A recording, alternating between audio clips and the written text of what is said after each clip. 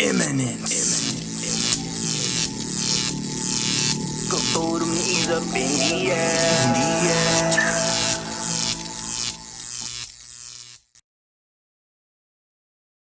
9, 8, 7. We have a go for main engine start. 4, 3, 2, 1, and liftoff. I've been waiting all week for some SFL action on a big screen. I feel like I'm Ashley Jackson. Quarterback sneak, 4th and 3, man, what's happening? Touchdown, championships trying to stack up. I've been waiting all week for some SFL action on a big screen. I feel like I'm Ashley Jackson. Quarterback sneak, 4th and 3, man, what's happening? Touchdown, championships trying to stack up. Rushing like a bullet into the end zone. Defense, hold up, no scoring in the red zone. Throw it up, pick 6, I feel like I'm Josh Rowe. Throwing downs over the shoulder, think I'm Jack Winmo. I need me back to back, trying to be like Vulture. Cause a storm, cause I'm mighty, it's in the culture. Esports TV, YouTube, Twitch, SFL Live, tuning you don't wanna miss. I've been waiting all week for some SFL action on a big screen. I feel like I'm Ashley Jackson. Quarterback sneak, 4th and 3, man, what's happening? Touchdown, championships trying to stack up. I've been waiting all week for some SFL action on a big screen. I feel like I'm Ashley Jackson. Quarterback sneak, 4th and 3, man, what's happening? Touchdown, championships trying to stack them. Next level like my entertainment. NXT on a stream, 8 p.m. on a beat. Catch me on the cam like I'm SFL commish. Yeah, you only got one chance, you can never miss. For the glory, revolution, feel my fury. Cause I'm a legend out in Canton, and I'm playing with dragons. I'm the king of this legion. SFL action, tuning this season. I've been waiting all week for some SFL action on a big screen. I feel like I'm Ashley Jackson. Quarterback sneak, 4th and 3, man, what's happening? Touchdown, championships trying to stack. I've been waiting all week for some SFL action on a big screen. I feel like I'm Ashley Jackson. Quarterback sneak, 4th and 3, man, what's happening? What is up, SFL Nation? And welcome back to SFL Nights with A.J.Striker. Thank you so much for joining me today or tonight or whenever you decided to hit that play button or turn on that radio dial. Really appreciate it, y'all. And I am joined here by my two fantastic co-hosts, Mr. Eddie Gage and Diggy. How you doing? I'm alive. That's the best thing we can say. I'm alive. You should I'm be ready to get back to some football stuff. So. You should be feeling pretty good because y'all did win your game. Mm-hmm. Unlike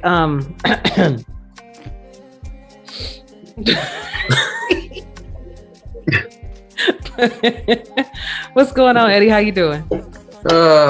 Soaking after AO, but it's all good. Yeah, man. You know, I will say my arms feel a little bit stronger. You know, so.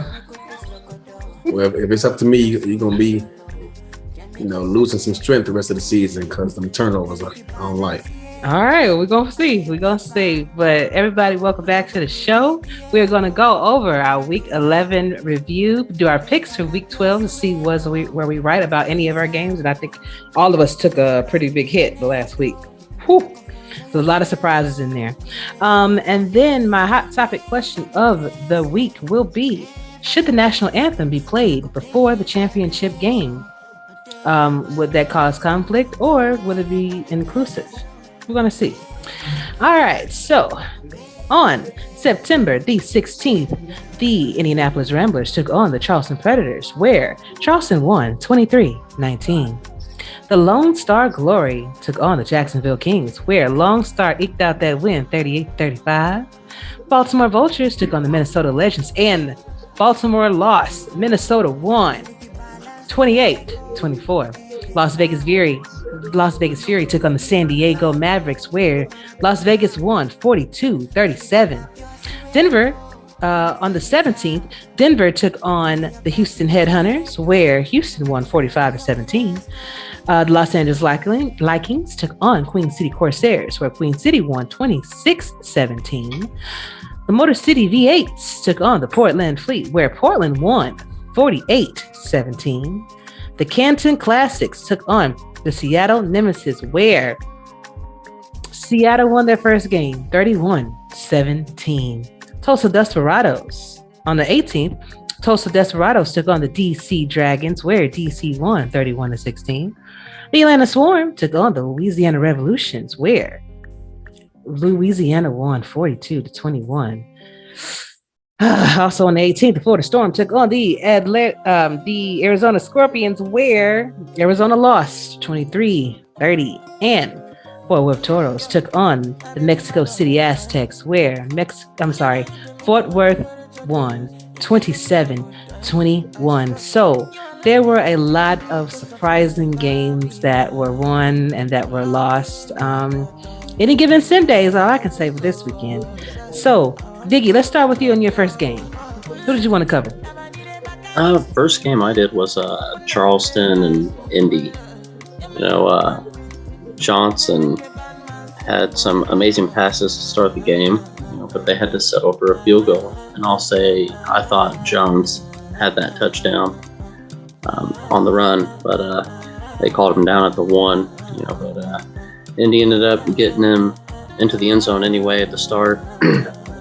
Charleston's defense played amazing. After Indy caused a fumble, being able to hold on and keep Indy to just field goal, and then getting an interception on the next defensive stand. They had the first half of this game alone felt like watching the whole game. There was that much stuff going on in it, and it's the run games both took off. Swearigan looked like a bulldozer, helping his team get in position to tie the game up at 10 points in the second. Ended up being 13-13 to go into the half, and Johnson threw a rocket that almost turned into a touchdown. Charleston and Indy both came out strong and had a great start to the second half. Charleston had a Ochoa score touchdown and then held Indy to a field goal. And later in the fourth, got an interception in the red zone, and as it looked like Indy would take the lead and continue to hold to just field goals. But it came down to like 2 minutes left, and the Predators kicked field goal, making it 23-19. It had been a 1-point game pretty much, and that last drive at the 24-yard line at 2nd and 1, I think Indy got robbed on that. Not trying to say bias or nothing, but just from the view, I think it was a first down. And not to say that it could have changed the outcome of the game, because they had 2 more tries after that, and they didn't get that first down. But Charleston's defense played an amazing game, and they definitely earned that win. Indeed. Hey, Eddie, who you got? My first game would be Baltimore at Minnesota. Great game. It lived up to the hype. I remember speaking on Minnesota's defense taking on Baltimore's offense. I want to see how it would fare against such an elite team and elite offense, and they did not disappoint.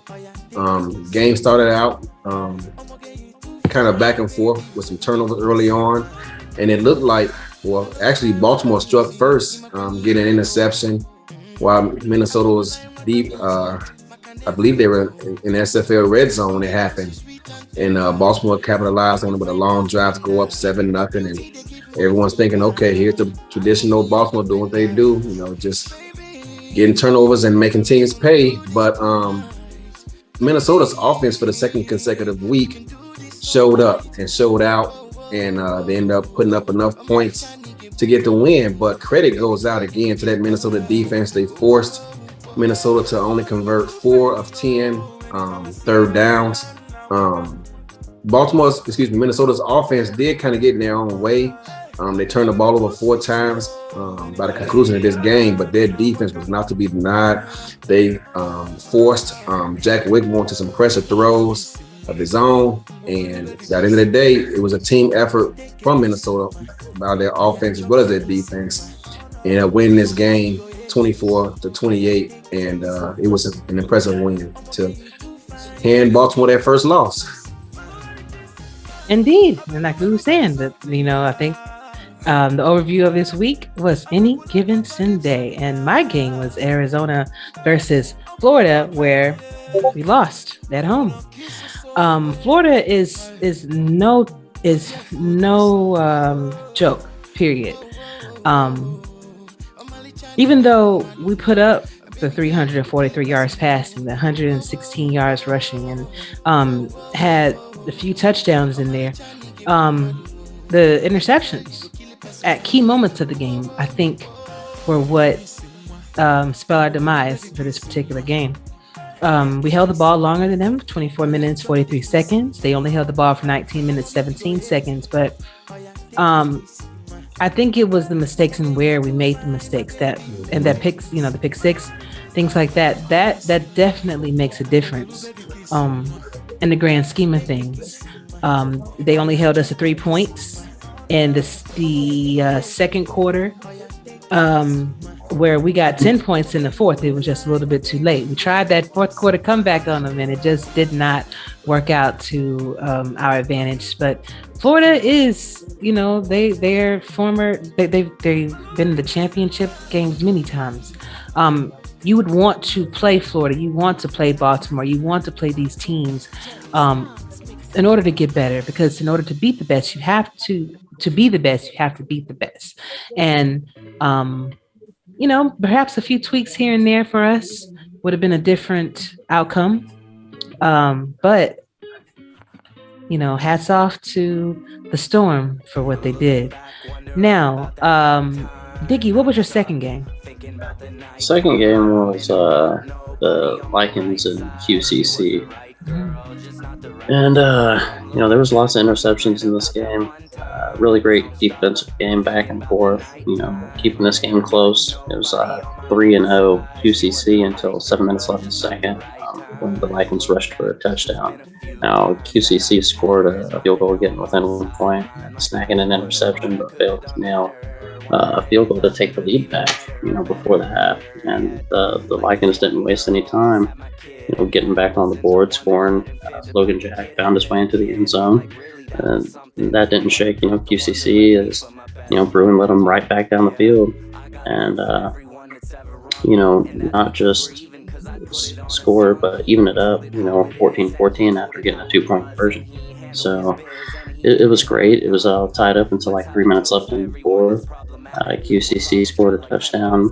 LA blocked the extra point and still had a chance to win, but threw an interception there on that last drive. And QCC kicked that field goal to pretty much seal the deal. But we talked about that before. Was QCC going to air it out?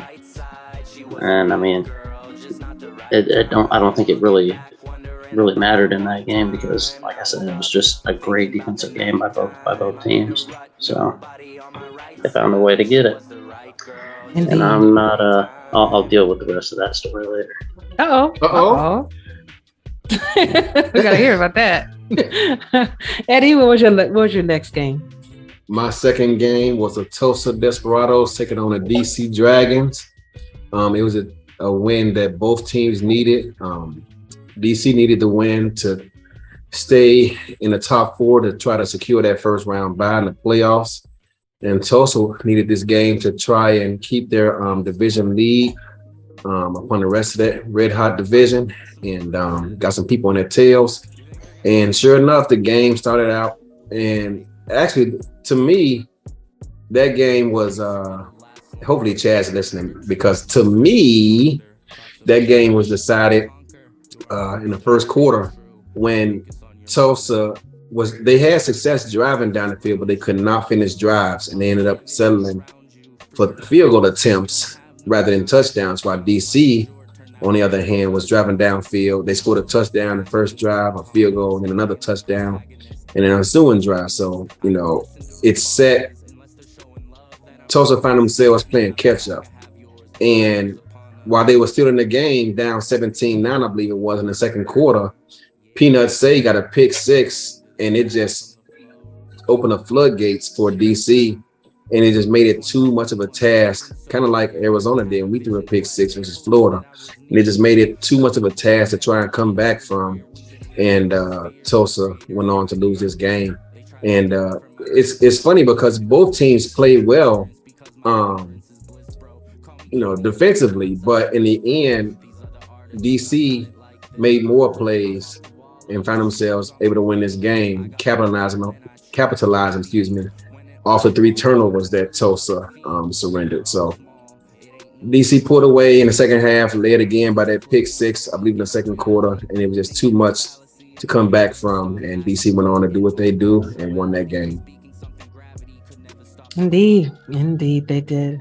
My last game was the Seattle Nemesis taking on the Canton Classics, where Seattle won their first game of the season. And as you know, Seattle, Canton, and Arizona have this bet that's going on, and depends on whoever has the best record at the end of the season.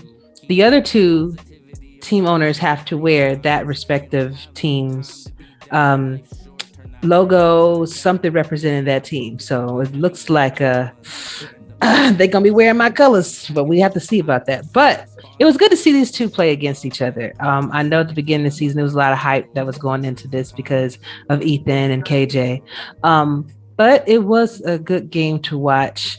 I did say I wanted to see Seattle win their first game, and it looks like they did a fantastic job, especially incorporating a more balanced attack. The rushing game was 156. Their passing game was 178 in comparison to Canton, which had a 72 yards rushing. Yeah. And I think that was important to play balanced ball, because the team, your opponent doesn't know what to really prepare for. Now, in the time of possession, they were very close. Seattle only had them really by maybe about 45 to 50 seconds or two, but they created less mistakes. They only had one turnover, and they scored pretty much in every quarter except the fourth quarter. And I really think that because they were able to constantly in each quarter with the score, I think that is exactly what they need, because they showed glimpse of brilliance even against Vancouver. They had him in the bag. It was just simple things got away from them. So it's been fun to watch all of these games. It's been fun to see how coaches are growing and see even the expansion teams growing respectively. So, this is some good stuff, gentlemen. Now, current standings as of right now, in the Pacific Division, Vancouver is still leading 5-4. Portland is 4-5. Los Angeles is 3-6, and Seattle it's now 1-8. In the West, Arizona Scorpions still leads with 6-3, followed by Las Vegas 5-4, Denver 3-6, and San Diego 3-6. In the South Division, very strong division over there. Fourth with Toros, 7 wins, 3 losses, followed by the Houston Headhunters at 6-3. Mexico City is now 6-3. And Lone Star Glory 5-4. In the North, the London Knights are still the only undefeated team in the league so far at 9-0, followed by Canton at 4-5, then Queen City at 4-5, and Motor City V8s at 2-7. In the East, the Florida Storm leads their division 5-4, followed by Louisiana Revolution 4-5. Atlanta Swarm follows them 4-6, and then Jacksonville 1-8. The Atlantic Baltimore Vultures are now 9-1. They did suffer their first loss. DC Dragons are 8-1, in second place. Carolina is at 4-5, and Charleston is at 3-6. And lastly, the Central Division consists of Sioux Falls Sparrows leading now 5-4. Tulsa Desperados are now 5-4 as well. They actually dropped down because of the loss they just had.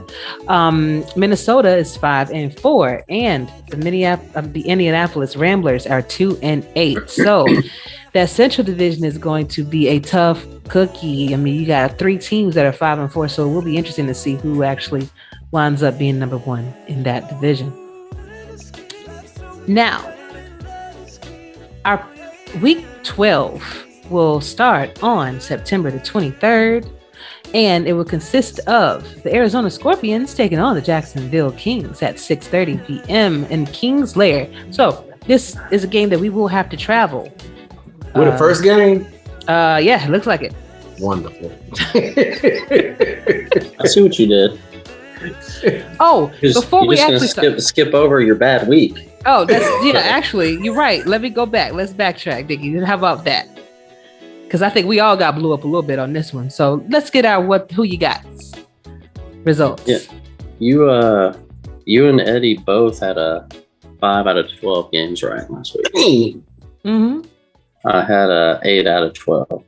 Okay. So that those 4 games where I stood alone in my picks got me right back up there with a little tie. You see that smile on his face? He's proud of that one too. Exactly. Because he's so used to losing. So when it happens, No. you know. Hey, I almost had a clean sweep already this season. Thank you very much. Yeah, true. Almost.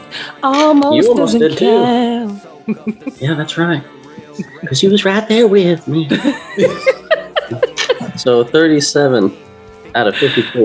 That's me and you. We're tied for first. Okay. Eddie, you already know yours. 5 and 12.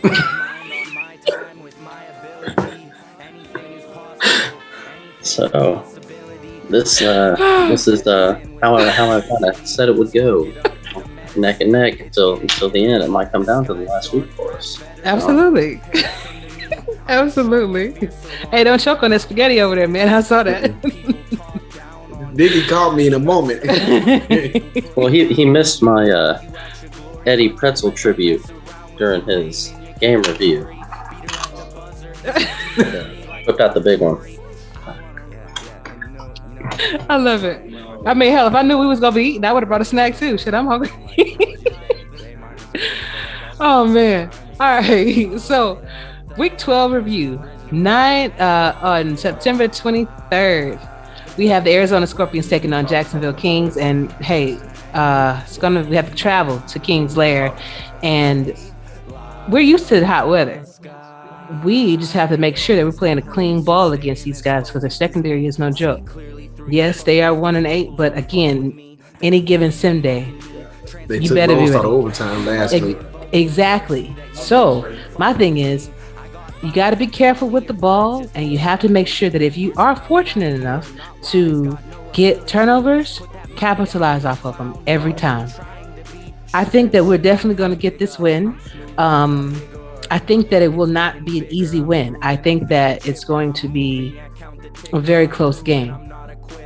Defense, I think in this game, the defense is going to have to make sure that they're keeping him out of the end zone. So what do you guys think about that? That's your team, Eddie. You go. So on paper they got 1 win all season. But I believe 4 of those losses are by a single score or less. So you can never count out Frank. The man has had undefeated regular seasons before. He's been to the championship game. You know, I don't care what his record is. You can't take a week off. You got to keep grinding because they're going to show up to play. Doggone Caesar Ackerman. God, that dude's I think he's second on the team in reception, so I haven't had a chance to break them down yet and get in the lab and see what's going on. But as a tight end that's second on the team in catches, I know it's going to piss Will off. So I got to find a way to, slow down that offense. And their passing game puts up a lot of yards. So, and you can't forget about their tailback either, J.R. Willis. I remember going after him in free agency until he said thanks but no thanks several seasons ago. So we gotta, keep them in mind and, get in the lab and see what's going on with them. And that defense, they front seven is, from what I've seen watching their games, is pretty serious. So hopefully, as long as we get a W, I don't care if we win by a point. I don't care if the final score is 3-2. Just win, baby. That's all I care about. And so we'll see how it goes. I'm looking forward to it. On the road too. So. All right. I think I'm gonna go with y'all Arizona. I think what it's gonna come down to is which quarterback makes the fewest mistakes. With the interceptions that you've thrown and all the ones Side's thrown, it's just going to be which team can capitalize on that, or which quarterback makes the fewest mistakes. Like you said, it could be a close game because Jacksonville showed they could put big numbers on the board. So I think you'll pull away with the win. And if you're going to go off your numbers, I'm going to say 7-10. Okay, sounds good, man. That's actually you doing numbers now. You going? Well, I figured I'd beat you to it this time. Okay then. Mexico City Aztecs will be taking on the Louisiana Revolution and Stack Up Stadium. Who y'all got? Mexico City has lost 2 straight. Their defense has not looked good in the process. Louisiana is trying to fight back in their division for a playoff spot, 1 game behind Florida. And they in Louisiana.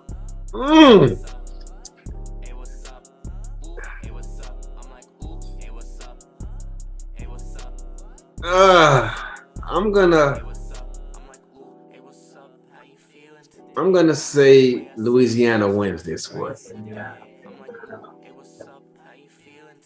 All right, I got Louisiana. All right, Diggy, who you got? I'm going Mexico City on this one. I can understand why you both said that. I think we can never count Ramos out. I think that they were just having a couple off games, to be honest with you. Not sure what was going on. Maybe they was testing something different and this didn't work out for them. In the grand scheme of things, I will have to go with Mexico City on this one. I just think that the more seasoned coach will probably prevail. Don't know. I hope I didn't step on any toes with that, but that's just my opinion about it. So we go see. We go see. Next up, we have Carolina Skyhawks taking on the Sioux Falls Sparrows at 8:45 p.m. at Liberty Park. Whew. Should be a great game to watch. I'm gonna take Sioux Falls. Okay. Eddie, who you got? Who they taking on again? Carolina.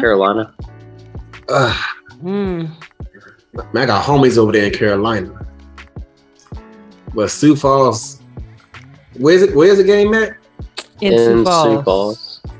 But the way their defense has been playing, I gotta go Sioux Falls. Yeah, I got Sioux Falls winning this one. Yeah, I mean, because I want to go Sioux Falls too. And the reason being because I'm not sure which Carolina offense is going to show up with this one. Hopefully Harish and Shan not listening. Yeah, but they know our hearts, man. They know our hearts. And I've seen those who you gots too. I've seen them pick against us a time or two too, so they understand. Nothing personal. Canton Classes will be taking on the Vancouver Legion at Kings Coast Stadium. Ooh, it's gonna be a good game to watch. Diggy, who you got? I'm gonna go Canton. I think they win this week over Vancouver. I mean, Vancouver's just been kind of falling a little short, and I mean, Canton, like I said, has been playing well. I picked Seattle to beat them last week, but I think they come back out with a vengeance this week. Okay, Eddie. Jesus, Ashley, the wrong team. Sorry. My bad. So Vancouver had some tough losses early on. They lost to DC. They lost to Baltimore. Both of those by a single score. Two of the best teams and two of the top teams in the SFL.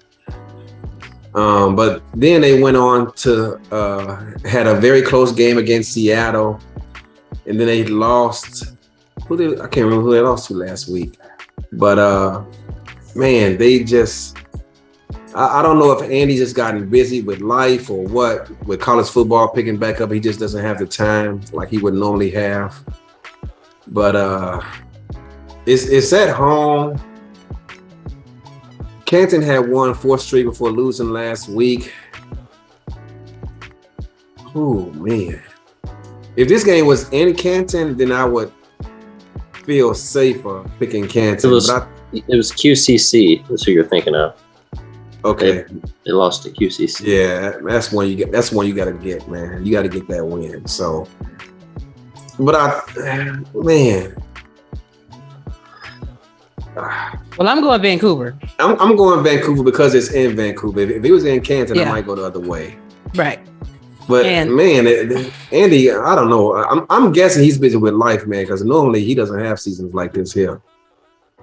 Indeed. So, Indeed. And I think that the reason I'm going Vancouver, you can't sleep on anybody, you know?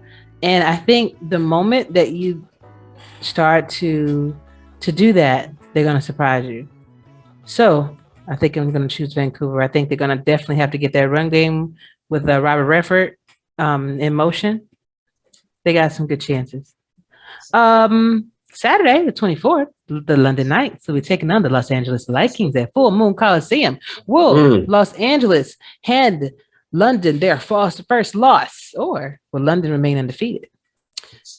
I think I'm gonna go with London on this one. I think that they said train, they're the fire right now. They got it rolling, and they're firing on all cylinders right now. So I think that they're gonna take this in as an away game as well. Diggs, you up? I'm gonna go London too on this one. I think Lycans can put up a fight, but it's just gonna fall a little short. I love LA's offense. It's one of the best. I'm sorry. Pardon me. I love LA's defense. It's one of the better defenses in the SFL.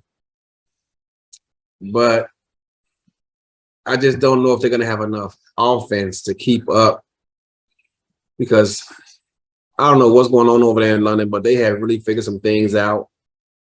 They got Pickler over there, has one of the fewest pass attempts in the entire league.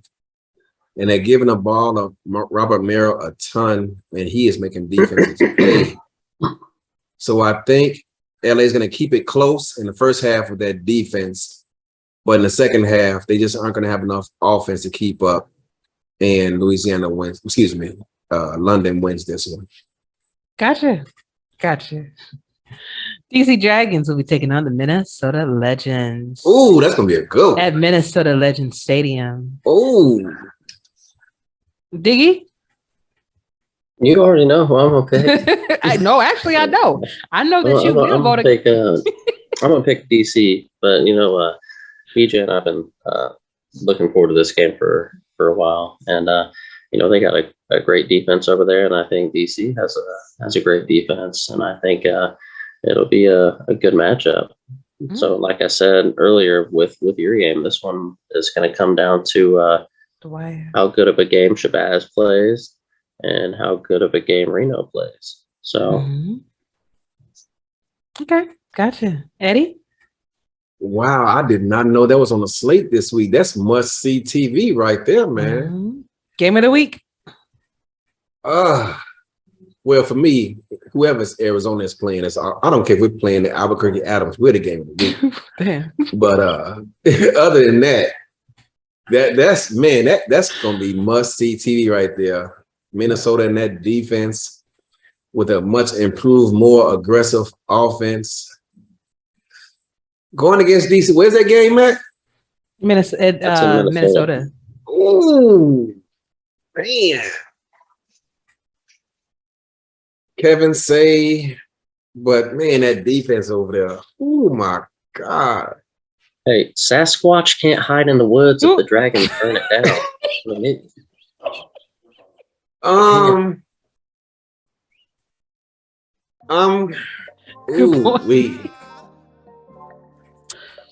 If Minnesota wins this, I mean, their strength of victory is already high with that win over Baltimore. So they win this game. Man, this is tough. Oh my God. Okay, well, I'm gonna go then. I say DC. Here's a coin. You can flip it. Man, that's a toss-up, man. It is a toss-up, but you gotta because it's a toss-up, I'm gonna go with Minnesota. Okay. And I'm gonna go with DC Dragons because I think that like you mentioned, you got a lot of firepower over there in DC. Now Minnesota did a fantastic job at beating Baltimore. You cannot take that away from them. But do they have the same will they have that same fire going against DC? Don't know, but we'll see. Portland Fleet will be taking on the Queen City Corsairs at 8:45 p.m. at Conpro Field. Who you got? Eddie, you got this one? I got Portland. Okay. They over there fighting for that Pacific Division. They only a game back of Vancouver. They've kind of figured things out these past several weeks. Had a tough loss when Ezekiel got hurt. I'm going Portland. AJ, you want to go? Yeah, I can go. I'm going with Portland as well. I think Portland, they definitely have, with Mel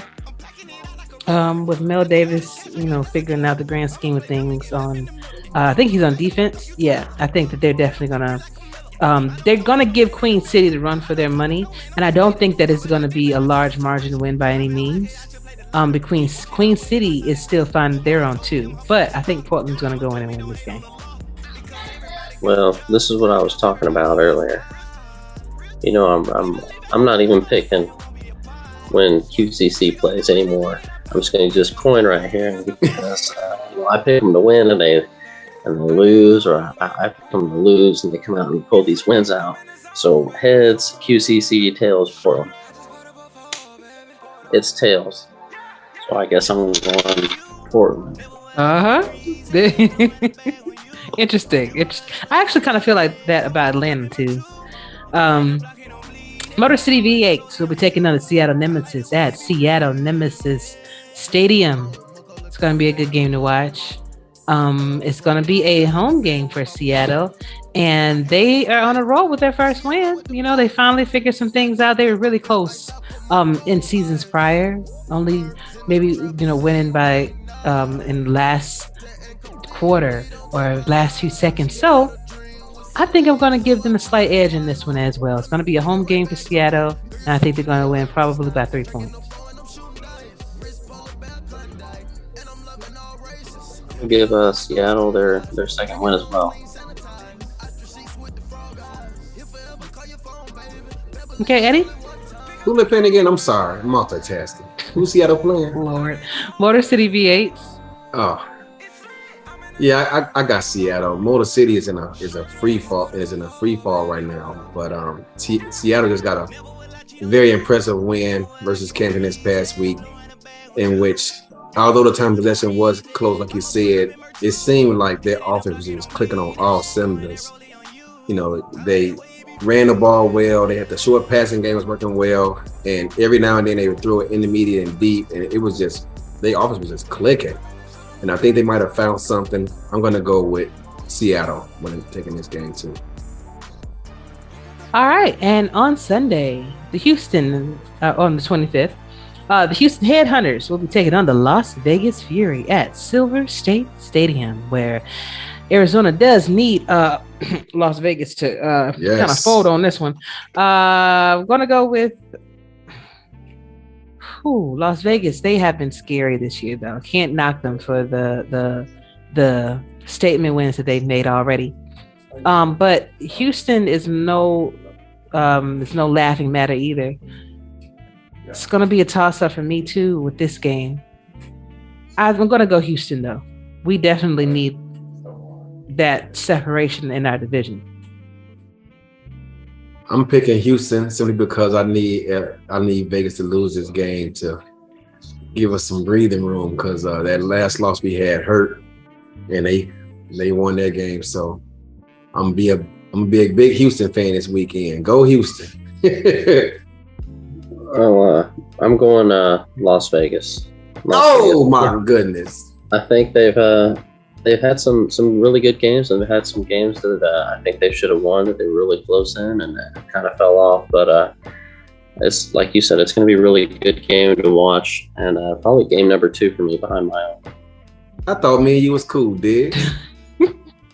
Hey, like you said last week, you're picking your games off what you want, not like you should.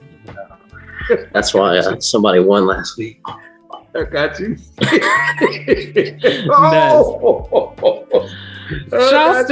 Charleston Predators will be taking on the Tulsa Desperados at Greenwood District Stadium. It's going to be another good game. You cannot count either one of these teams out.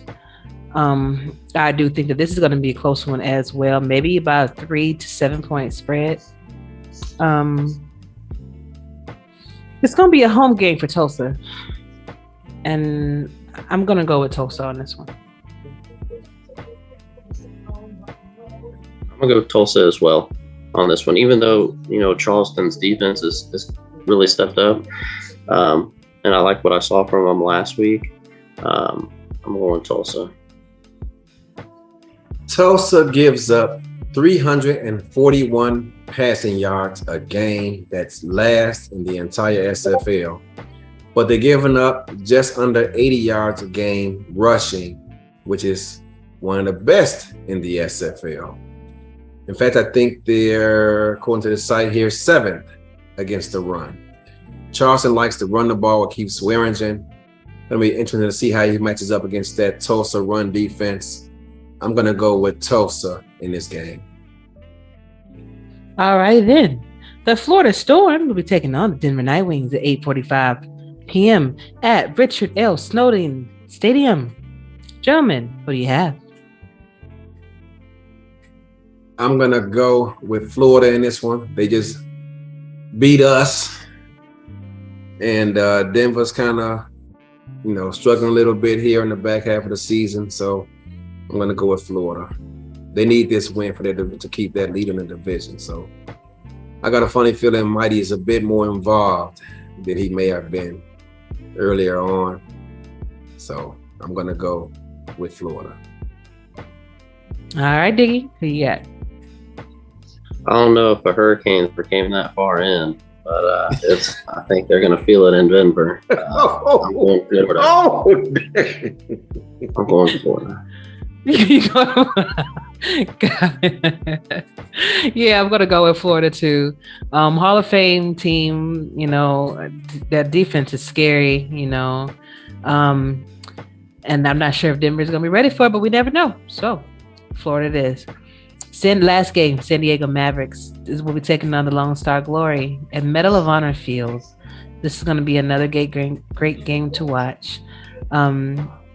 I think I'm going to go with Lone Star Glory though for their running game is fantastic, and if she can keep it up, she's definitely going to find herself an all-star game. And the way they won against Jacksonville, that shows me that they have what it takes to beat anybody. And hey, they were the contenders last season, so can't forget that. So for the championship game, so I'm going with Lone Star. Lone Star gives up 303 passing yards a game. That is 8th worst in the SFL. Their run defense is pretty stout. However, San Diego really runs the ball.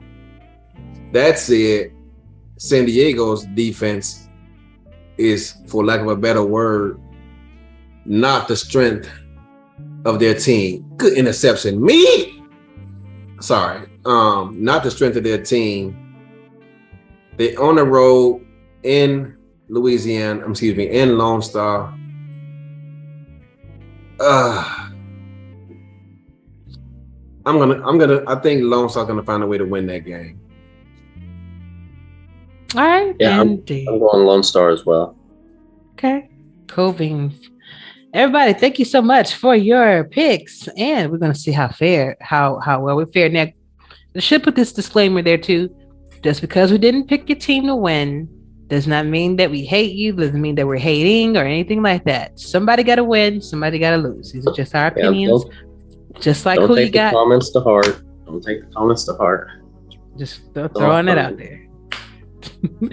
All right. So, hot topic question: should the national anthem be played at our championship game to start the game off, or would it be? Is that not a good idea because you're not representing everybody? What are your thoughts on that? I'll let Eddie go first. I want first. Oh, come on, bro. Or I'll go first. I'll go first. So my thoughts on this is, of course, the league will do what's best. if there's a way for you to be inclusive, because we are an inclusive league. You have players from all over the world. You have and things like that. So you don't want to necessarily peg yourself in a category of, I guess, representing one thing, right? And then talking to people on this podcast and just interviews, I've got different feedback on this, and it's going to be interesting to hear everyone's feedback. But what I gather is if there is some way that you can incorporate everyone, American, if you want to do that, that's fine.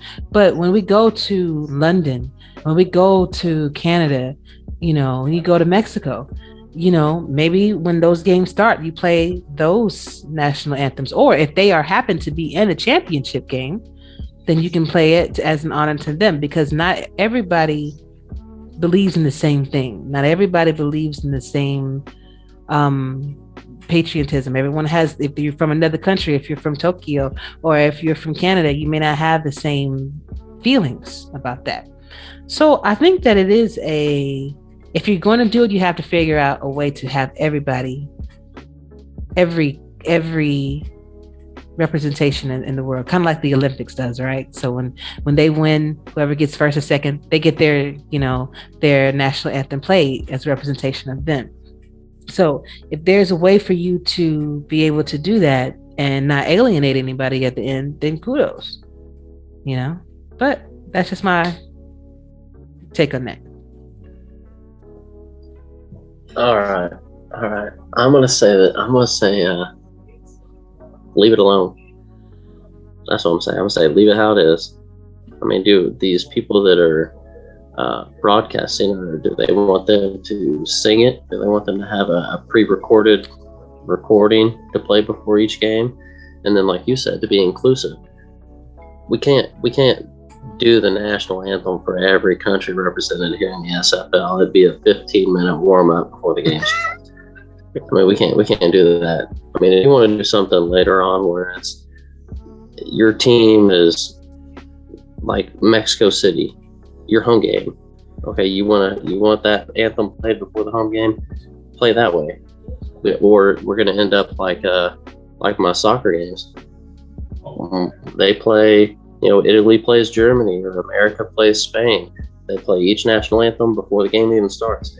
I mean, it takes time to do that too. So I mean, if you just did, hey, we're playing in Mexico City this weekend. Okay, you got to listen to that anthem tonight. I mean, that's the only quick way I can think to do it.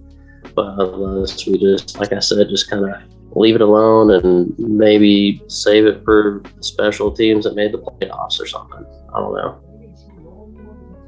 Yeah, I think the way it was put, just for that one game, just for that one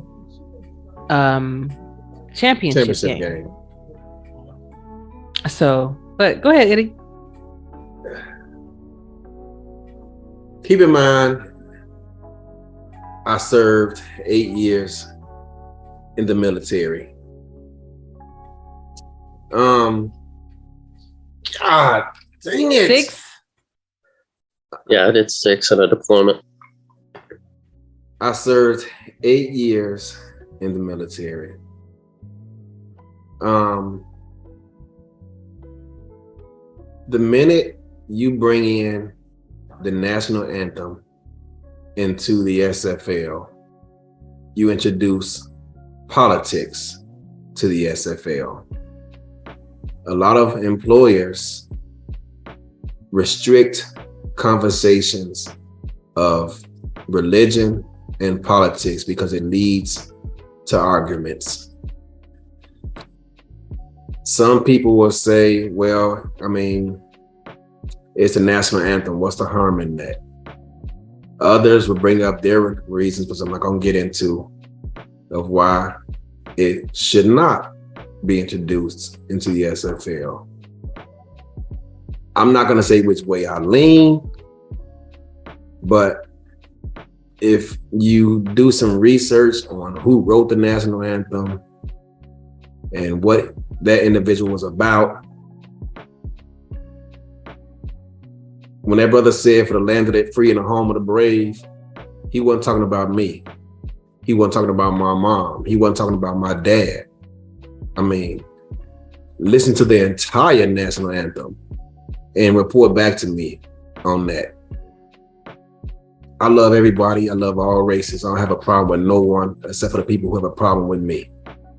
Heck, as you've been in my house, everybody on my block is white or something else other than me. So all that said, I'm with him.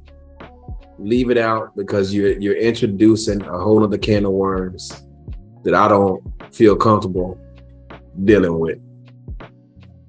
Got it. Y'all feel that same way about the NFL? How they play it? Y'all have that same feeling towards the NFL? I don't even turn it on until the foot hits the ball. So when I go to games, mm-hmm. I'm not in the stands. I make it a point to be in the concession stand area or somewhere else because okay. I don't like dealing with it. Got it. And don't get me wrong, when they say go back home, bro, this is my home. So no, I don't know nothing about over there. I go visit, but I'm staying right here. I love it here. I like it here. You know, I'm not going to live anywhere else but here. I'm gonna feel like I'm in enemy territory. I don't know nobody over there. All my people are right here. Everything I know is right here. So nah, bro. Matter of fact, well, you ain't from here. But you mean go back home? You go back home. How about that? You know what I'm saying? So no. This is a land of immigrants. This is a land of people coming from all different walks of life, and different methods of getting there. Some were, but I think that's the thing that has to be taken into consideration. And I think that also prohibits us from doing certain things as well. And that's why in general chat, there is no religious talk. There is no political talk because it can turn into something that could be negative. So thanks for your input. Thanks for your time on that. And we are sliding in to my 4th and Goal interviews that feature David Horrell, owner of the Seattle Nemesis. One of them anyway. I have Bo Martin Jr. He is the cornerback and president of the Lone Star Glory. El Presidente. I also have Mickey Malello. He is the kicker for the Minnesota Legends on with us. And Mighty RX, Florida Storm's owner. Boo. So, we'll come back to you in a few minutes.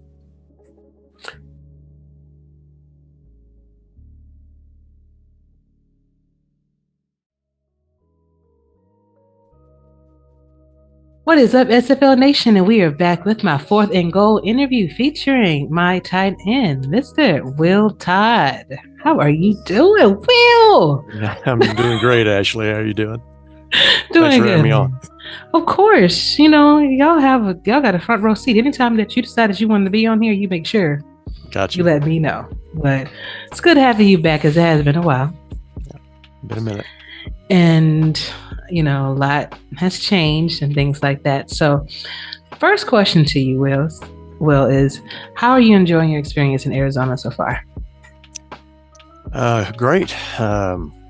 What is this? My 3rd season already in Arizona, and I've loved every bit of it. Had some really good stats last season, but our record wasn't that great, So this season our record's a lot better, and that's something that we're all pretty happy about. So we're looking ahead, and hopefully we make it into the playoffs and go deep into the playoffs and win that chip. Indeed. I hope that we do that too, because we've been putting forth a lot of effort. You've been helping out tremendously, with scouting, and Eddie's been doing this thing with the, everything. And it's just been, I've seen the improvement, I've seen everything. The only thing that I'm not seeing is you getting the ball a lot, Will. So, of course, people pick at, somebody was picking at us in the chat talking about, you must have took a you must have really pissed off AJ for not. Well, I keep replying back in game chat and everything that I need to start sending you flowers or something. But, it's just there's several factors I think go into that. And one of them is we've got 4 contract wide receivers this year, which, it's hard to sugar everybody. And, whenever coach is trying to design a playbook that, in third down and long or second really long, does it make sense to go 5 wide and things of that nature? And particularly when you've got that many contract wide receivers, I think it's important to recognize that you get those guys in there hopefully to make those deeper plays than traditionally you would expect from your tight end. Now, of course, I did have a 63-yarder yesterday, so it's not that I can't do the deep ball, coach. So anyway, but I understand it. But I understand it, and I think that's just one of the things. Now, I would like, obviously, everybody wants their player to be a star, and I would like, clearly, before I retire from the league, whenever that is, to be held in that regard, and I've got to have touches to do that. But as long as we're winning, I've always told Coach this, and I've told you this: as long as we're winning, you're not going to hear a peep out of me. So that's kind of the bottom line. And that's good to hear, because people will kind of make it a big thing, and then next thing you know, you be thinking about it like, hey, I'm not getting that, I'm not getting the touches that, I feel like I should be getting. But then how do you know we're not saving you for the best part? You know what I mean? So it just depends. That's right. That way I'll be fresh in the playoffs, right? So exactly. But so besides winning, and what's the most important aspect about being on a team and being in the locker room to you? Well, I think, and I even did this in the short time that I was at Atlanta, you develop relationships with people. And I think that's, that's what life is about. I think that is a big part of what the SFL is about. And it's certainly what I consider to be a big part of what Arizona is about. We aren't just names on a piece of paper, that we pound into a computer every week and see how the game plan plays out. We chat during the week when the games are on. Those of us that can, we get together and have at least an audio. Where we can all be on watching the game together, and that's fun. And it's you get to know these guys, to a degree, and the relationship part to me is the most important part of being on any team. Now, sure, you want to scratch the competitive itch, and you want to win, and you want to get good stats and all that type of thing. But the reality of this league, I think, is just it gives us an opportunity to meet new people and have relationships with those people. Indeed. And you never know where those relationships can actually lead you, and even just the networking that you do. The people that you never thought that you would have things in common with, you find out just having a conversation, or even just watching, shows like this, you find out there's a lot of good people here, Sure. With good hearts. Let's talk about this game. Okay. If you must. I kind of wanted to skate past it, but Gotta face it. Exactly. That's how you get better, right? I'll tell you what, these arms, boy. Oof, I don't know if you watched it. Did you see the push-up video? I was impressed. Yeah, I'll tell you one of two things is going to happen. You're either going to quit throwing interceptions so you don't have to do push-ups, or you're going to get really buff. Well, either one of them won't be too bad. That's right. So what do you think that we could have done in this game against Florida to maybe turn this thing around? Because I know the pick six was definitely a catalyst. The 3 interceptions total. I mean, both teams threw 3 interceptions. We had way more passing yards, 343. The rushing was 116. Our total yards was 459 in comparison to the 352 yards that they had. And then 21 of those yards was for passing, 131 was for rushing. So, and then we held the ball longer. So, like, what could have we done better? Well, I think it was pretty obvious from the onset of the game, or from the outset. We were pretty tight. We came out, particularly offensively, we were really tight, and mistakes, 3 and outs. By the time we got to halftime, we were behind, and that's never a place that you want to be, particularly when you're not feeling like you're playing your best ball. And so I think part of the issue was how tight we started, and then secondly, when we got into the second half, we were playing a lot better. We scratched our way back to within, after the long touchdown pass, we were within striking distance of Florida. But then with 4 minutes left, there were some strange calls. 4 minutes left, we attempted an onside kick. And that's pretty early. I mean, that's still a lot of time left on the clock. Exactly. The way our defense was playing, I think most of us would have been comfortable to go ahead and just done a normal kickoff to Florida and try to stop them, and then get the ball back and push it down the field and so on. And so losing that onside kick, I think, hurt. And then we're on the what was it, the 1 yard line, 2 yard line, whatever. And, we want to run the, I think normally we would say, let's run the ball and try to get the tying score, and, we threw some passes and of course, when you're compressed in the end zone like that, I mean, the defense has got some advantage there. So, just some strange calls that I don't think that were consistent with how we would normally like to call a game.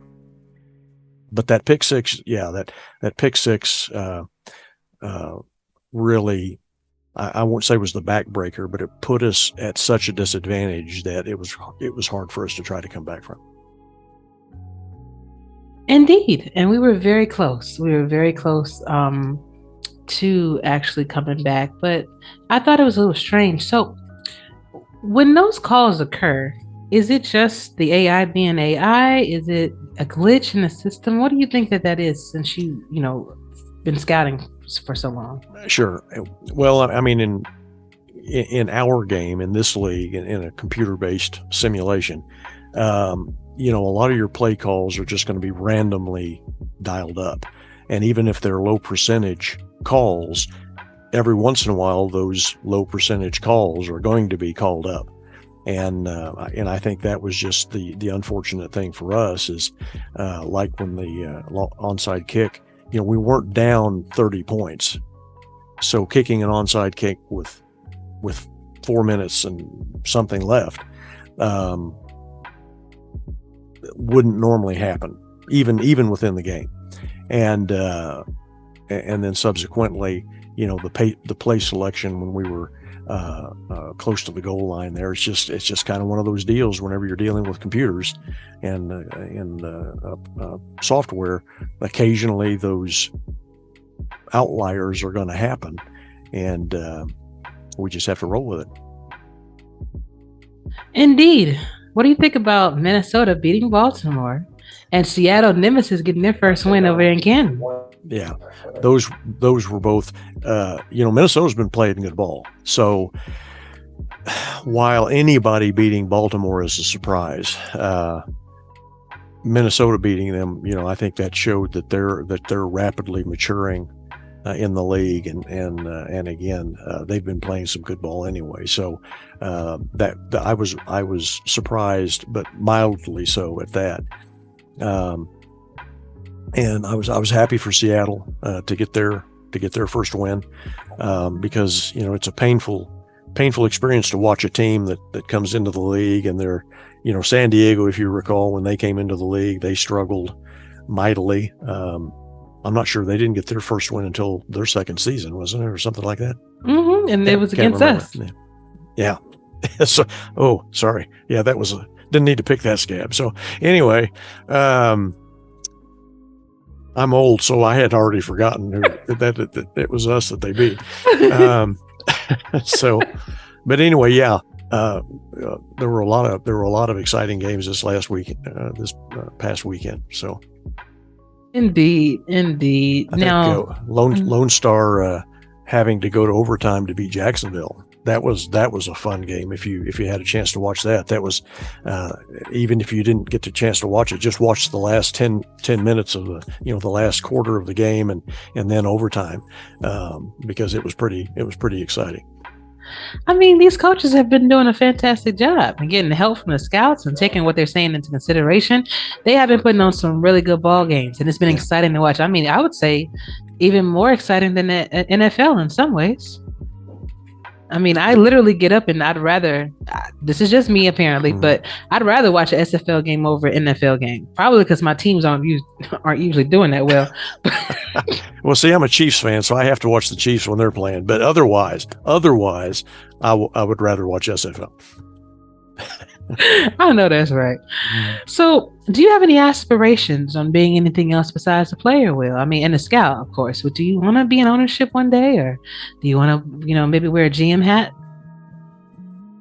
Well, I don't know yet, and I know you're looking at me with the eyebrow raiser after seeing the recent announcement of your promotion and so on.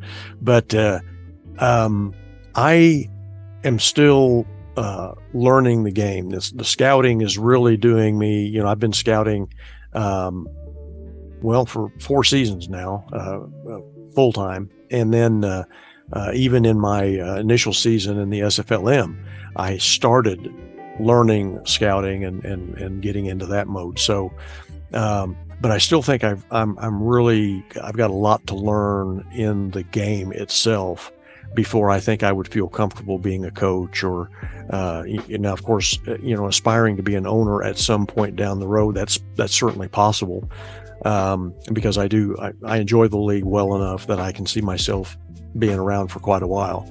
I don't know if I'll be around as long as Eddie's been around, but not very many people have been around as long as Eddie has. So true. So, but that might be a possibility in the future, and even a coach at some point. But right now, I'm really happy. Watching my player on the field play, watching my team on the field play, and hopefully win, and contributing to that process by scouting. And I just try to get better at the scouting thing, learn more about it, learn more about the plays and what I'm actually looking at, what I'm seeing. I need to get to where I can identify the defensive calls and defensive formations and plays. The formations aren't too tough at this point for me, but I have the dickens of time identifying the actual play once the snap happens. And it kind of frustrates me because I listen to Eddie calling a game or whatever, and he'll call out the formation, and then the snap happens, and then he calls out the play, and it's like, dude, come on. Right. I've told him that before. I was like, do you know how intimidating that is when you're trying to go out for broadcasting and then you listen to him call everything, and it's just like, okay, well, you know what? That he can have it. But I don't know if I'll ever get to that point. But while I'm still learning, I hope to just continue to contribute to our success, and we'll see. We'll let the future take care of itself. Indeed, and you will. I think just like anything, you start to see things, and then it's going to start clicking in your mind and just different formations. Because I wonder how long it took him to even be able to do that. So I don't think anything is overnight 2 or 3 seasons even, Right. It's over 8,000 plays. I don't think anybody can recognize, that many. And even if there's only 4,000 that actually get used, that's still 4,000 plays. And I was talking to him the other night and just like, how do you know what to prepare for? Because you can see someone game and it seems like they're going seamless. Like they know exactly where they're going to be. They're in place to get those interceptions. They're right there. And then when you look behind the scenes, they're spending hours and hours trying to decipher, like a chess match, what each other is going to do. And it's not as easy as people think, Right. And so kudos to you. Kudos to all the scouts, all people that take the time out to really do that, and all the countless amount of hours that you spend watching these games and stopping it. What is this? Let me figure that out. Yeah, I've in the last couple of seasons, I've developed a pretty good system, but it still takes quite a bit of time to get through a game, and because you have to freeze it, identify the formation, and then roll it, and then whenever you can tell what each of the offensive playmakers are doing, you got to freeze it again, and then you got to look up that play to make sure that a lot of them you're going to recognize. Of course, 90 all slants you're going to always recognize because it's used almost. I don't think I've ever watched a game that 90 all slants hasn't been part of the game plan, for somebody. But then there's other plays that I think the more advanced coaches, that they scour through the depth of the offensive playbooks and they pull out because they're not commonly used. They're not ones that are readily. Everybody uses a certain number of the same plays, and strong ISO. Everybody uses strong ISO, things of that nature.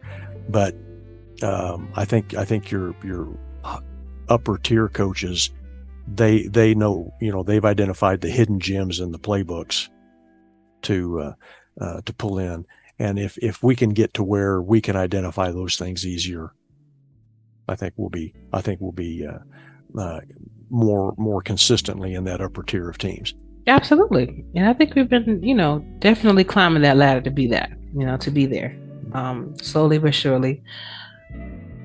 Tell me, one of the hot topic questions that was placed in the suggestions channel was the national anthem and whether it should be sung during like the championship game.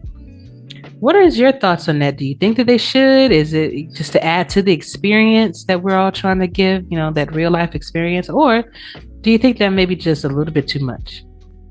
Well, I'm a pretty patriotic guy, so I don't think any patriotic stuff is too much. Now, I guess that's where I don't feel super impassioned about making that a sword that I want to fall onto, but at the same time, I'm all for the national anthem. I'm all for flying the American flag and all that type of thing. And if we elected to make that part of our championship game opening ceremony or whatever, I think it'd be a good thing. Okay. And I haven't had you on the show since then, but what do you think about all of the positive things that we've had, like the Next Level Sports and ESTV, and we're actually getting that 24-hour network on ESTV? What are your thoughts on that? Sure. And then you've got team sponsorships that are on the rise and things of that nature. So I think it's great for the league. I think every one of those things, every outlet that we can promote and show our games through just extends the reach of the league and gives more people the opportunity not only to see the league, but then do as we've done, become participants in the league. And then the sponsorships and things of that nature not only help the team owners and the SFL proper, but I think it gives them the sponsors the visibility that they want to have to customer base and so on. And then you've got, I'm really excited to see how this continues with what Canton is doing. They're being really active in their actual community, going to events and having a face for the SFL at those events even. And, I think that's a pretty neat turn. And if more teams are able and willing to start doing that kind of thing, I think that, it's going to provide real long-term benefits to the league. I definitely think that Canton is a prototype when it comes to that kind of thing. because I think slowly that is where the league is trying to get to be able to truly give back, as we have been, we give playthrough subs, things like that. And then to be able to see those teams actually give back to the community, actually be involved in the community, is just a deeper level, and I support it 100%, and I think in the off season, the Scorpions will be working on some events and doing things like that, because we have fairs and all that kind of stuff here all the time. Sure. And so there's opportunities if you just know where to find them and just keep your eyes open for them when it hits. Absolutely. So what do you think the playoff outlook is going to be for us and in general? Well, and again, we stumbled against Florida, but, we've been playing really well. We'd had a 3-game winning streak prior to that. We've been playing pretty well. We're 6-3. I think we've got a really good shot I think we still got a really good shot at winning the West, but in either case, getting into the playoffs. And, I feel a lot better about how we're playing this year than we did last year. So I'm excited for our opportunities. Of course, Baltimore is Baltimore. They're going to be extremely strong. London, I expected to be strong, but they've been amazing so far this season. They're both offensively and defensively, they've been playing really well. Fort Worth's playing well. Houston's playing really well. I think the playoffs are going to be exciting. I think they're going to be fun. I think we're going to have teams in the playoffs that maybe haven't been there for a while, and I think they're going to do well. But at the same time, I hope they do well, except when they're playing us. That's my thoughts exactly. 2 more questions. Now, our next opponent is Jacksonville Kings. Then we got to play Fort Worth Toros and then Vegas. So all games are definitely going to have to be prepared for. But who do you think would be our toughest challenge, if not all 3? Well, starting with the last game of the season, Vegas kind of manhandled us when we played them earlier in the season. So I'm looking forward to that being another really tough game. As I mentioned, Fort Worth is playing good ball. That's we can't go into that game sleeping on Fort Worth either. And this past weekend, like I said earlier, Lone Star Glory had to go to overtime to beat Jacksonville. So they're all going to be tough games, and every team in this league can beat you. And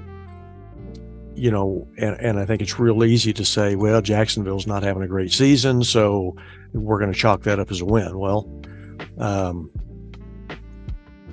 as Denny Green said years ago, that's why you play the games. You got to play every game. You can't just show up. And so which I think they're all going to be challenges, but I think the two that I'm most worried about, and here I go contradicting myself already, but I think Fort Worth and Las Vegas are the 2 that I am most worried about. But we play Jacksonville next, so that had better be the team that we're focused on right now. Right, exactly. But yeah, my sentiments exactly. I think tough schedule. No one is. You can't count anybody out. Any given sim day, you will lose, and there's nothing you can do about it. That's right. No matter. Or you go in knowing that you can win too. We can win this. We can win this, and I think that's that's our attitude on the Scorpions. Is we go into every game with a positive attitude. We expect as Eddie often says in various shows, we expect to win every game, and that's not. That's not being braggadocious. That's our attitude as we plan and as we get ready for each game. And, regardless of the outcome, whenever that game is in the books, we turn our attention to the next one and get rolling on that. So exactly. I'm looking forward to the, being 9-3 at the end of the regular season would be awesome. That would be. Fingers crossed. That's right. Do you have any questions for me before I let you go, Will? This was amazing. I'm good. Thank you again for having me on. It's been a while. Yeah, it has. I promise you it won't be a while again. And who knows? Maybe everybody be able to get together. We could celebrate our championship win, because I would love to have a ring. That'd be all right. Yeah, you need to get me your address though, so I can send you flowers so you can start throwing me some more balls. I think we need to get you a yellow like a neon yellow jersey and just put it on you, or just something. A cheerleader stand right next to you with the pom-pom. Something. Yeah, that'd be awesome. That'd be awesome. Yeah. I'm sure it would. Something that'll give me but like I said, who knows? Maybe things will turn around for you. Put a big propeller on my helmet or something like that, Something, because I see Ryan, I see Connor, I see TJ, I see Tariano. It's really DJ. It's really bad when in game chat people that aren't even playing, it's not even their game, they're in game chat saying the tight end was open, why didn't she throw the tight end? My glasses keep fogging up. I don't need to get you some of those little windshield wipers on your glasses. Something. That's hilarious. Oh man, but thank you, Will, for being on. Did you have any shout outs that you want to give or anything to anybody? No, I'm just glad to be here. Love it. Thank you so much for your time, and please come back whenever you want to. Maybe next week I can have you on to call some games with me if you have the time. All right. All right. Thanks, Ashley. Anytime. Will. See you soon. Bye-bye.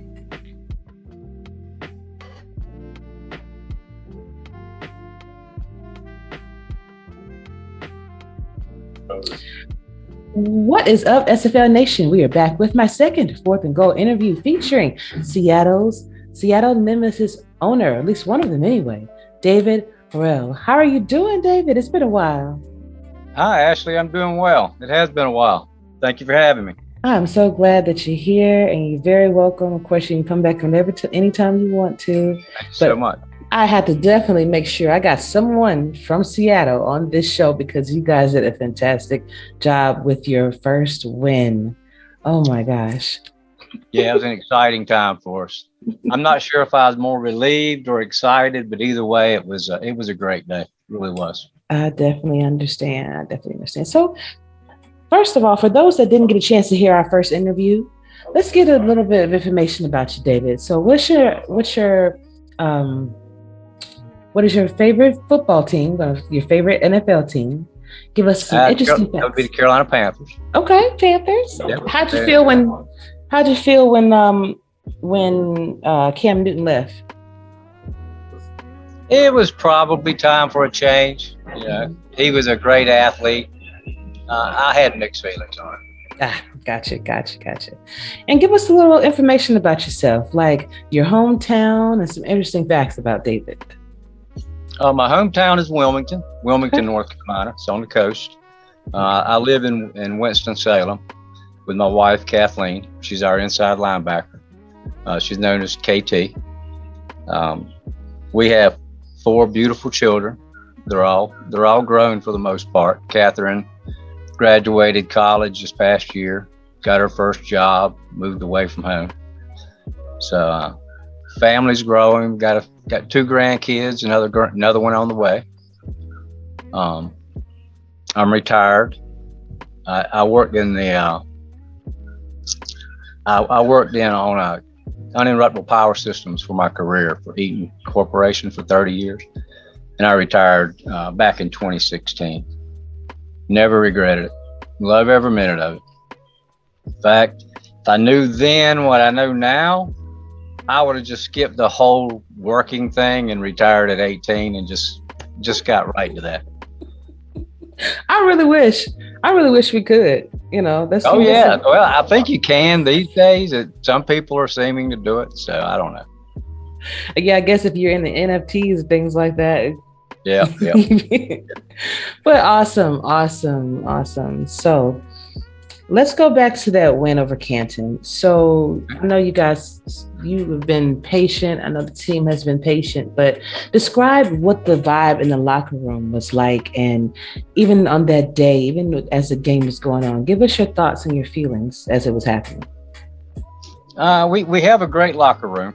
Everyone's very positive. In fact, I read a lot of the positive comments, and me being a Southern Baptist, I'm like, well, guys, y'all don't want to hear what I really think. You know, when you're going against London, you're going against Baltimore, you want to be positive, but you know, you also have to be a little realistic. But anyway, we went into that game. We went into the Vancouver game feeling very good. We were starting to see the progressions were starting to take hold. We were starting to figure out our playbook. Early on in the season, we were trying to pound some square pegs in the round holes, and we got everybody kind of where they work best now, and we started seeing the progress week to week. We started correcting some glaring issues in our playbook, and we liked where we were in the London game. It wasn't great result wise, but we felt we saw a lot of positive things. Then we went into Vancouver, followed that up, led all the way to the last 2 minutes. Obviously saw a lot of positives there. So going into Canton, again, I'm the glass half empty with a hole in it guy. But even I thought we had a real good opportunity to get the win. And that's good. I mean, you have to. Are you helping? You're coaching too, right? Yes. At the beginning of the season, I was just scouting. I wasn't doing anything there. But as I said, we just started kind of reorganizing. People didn't have the time that they thought they were in some instances, had desires to do other things than others. So we kind of shuffled around, and so I'm helping a little bit more in it now than I was at the beginning. Okay. Now, is that on the offensive side of the ball or defense? Mostly offense. Brady, I obviously when you're running sims, you're watching both. So I work closely with Brady Clark, our DC, but for the most part, Brady does the defense for us. He does a great job. Absolutely. I mean, I don't know if you've been keeping up with the show, but every time you guys, had the loss, I was rooting for you to win at least one game this season. So was I. Because I get when you're a coach and when you're an owner, you want to provide the best experience possible for your team so you can retain them, so they can feel like they're getting the value for what they're paying for. And I just want to know, how were you dealing with, because there was a lot of positive comments about, Seattle getting their first win and trying, but then there were some negatives too. How did you and Ethan and Brady, how did you all overcome that and each week and just look past that? Because sometimes that could be a very difficult task. Yeah. To be honest, I'm not well informed when it comes to comments around the league and stuff. I pretty much stick to within our locker room, within our playbook. So if there were negative comments made, I'm really not aware of them. I can't speak to those. But we have a very positive locker room. We've got a great bunch of guys. And going into the season, that was the main goal. Keep the locker room. Make sure that everybody enjoys the experience. Is positive about the team, positive about the future. And by bringing in a bunch of rookies, we have a lot of guys that like the thought and to be there at the beginning, to help build something from the ground up and be there when it finally reaches fruition. And I think we're going to first indications are we should have good retention, which is that's so key. But I think it's going to really pay off for us in the long run, going the rookie route. Would we have liked to have had some more free agents going in? Yes, obviously, but that didn't work out. But now that we are on the road we're on, we really like that road. And listen, sometimes you can get all the free agents in the world, but it's all about how that locker room vibes together and whether they're going to stay in the end. Because, you know, I agreed. I know DC had a lot of rookies when they first started, and they struggled. But now you see the force that they are. So, yeah, absolutely. As long as you can retain, just because you got a bunch of seasoned vets and everything doesn't mean you're going to keep them either. So, if you have a team that believes in what you're doing, that believes in your product and believes in you as a coach and as an owner, then they're able to stick around, then you can become like DC, you can become like Baltimore, because you have these constant pieces that continue to grow with the team build continues to grow. And I do wish you the best, and I do hope you guys retain all, most, if not all, of your team, so you can continue to see that growth that you are, because I have seen you grow week after week, and there are games that you've in, like even Vancouver. I was like, oh my gosh, they're really. Yeah, I was kind of saying that. Oh my gosh, I kept waiting for something to happen, but it was, we hung in there. It was amazing. Sometimes you don't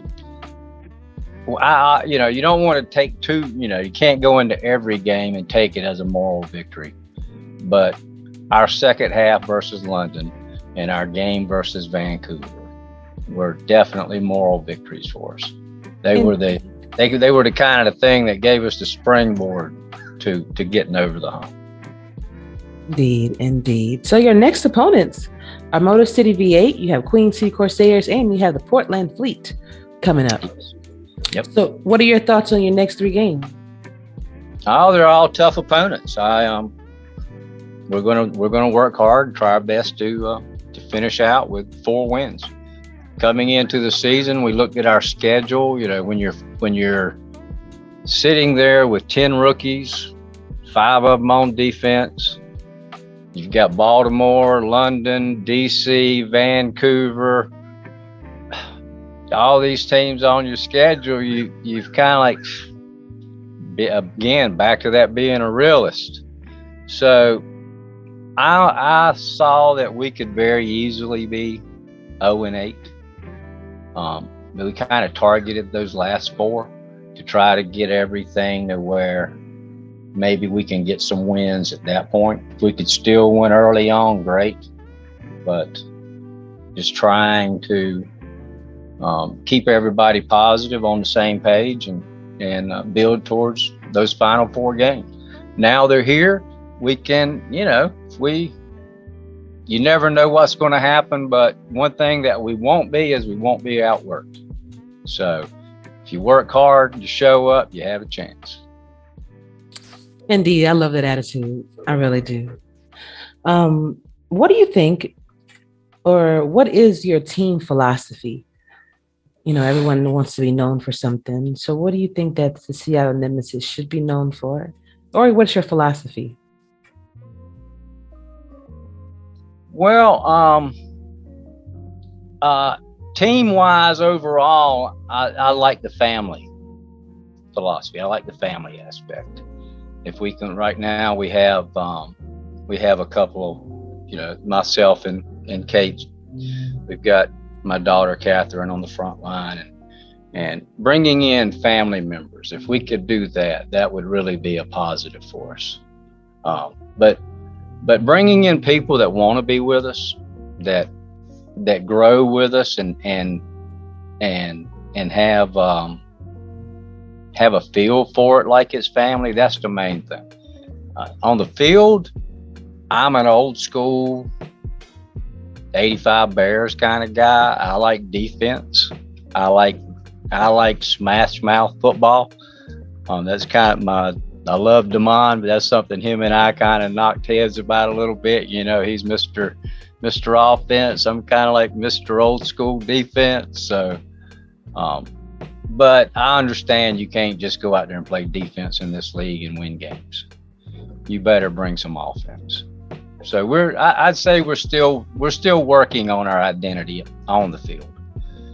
In the locker room and the culture of the team, it's family. Indeed. Now, you guys had a Mike Ditka and Buddy Ryan thing going on over there. Yep. Speaking of which, how has first of all, I think you're one of the ones that have brought a lot of your family members, as you just named, into the league. We also have the Blackwells and all of them. And I'm wondering, how does it feel to play with your actual family members and with your newfound families? Do you sit and you kind of watch the games together as they go and, kind of make snacks and everything like a real NFL game would be? Yeah. KT and I watch all the games together. Catherine, she's moved. She lives in another city now, so we don't get to watch with her. But KT and I are always sitting side by side, fist bumping every time we do something right, and then I yell at her when she does something wrong.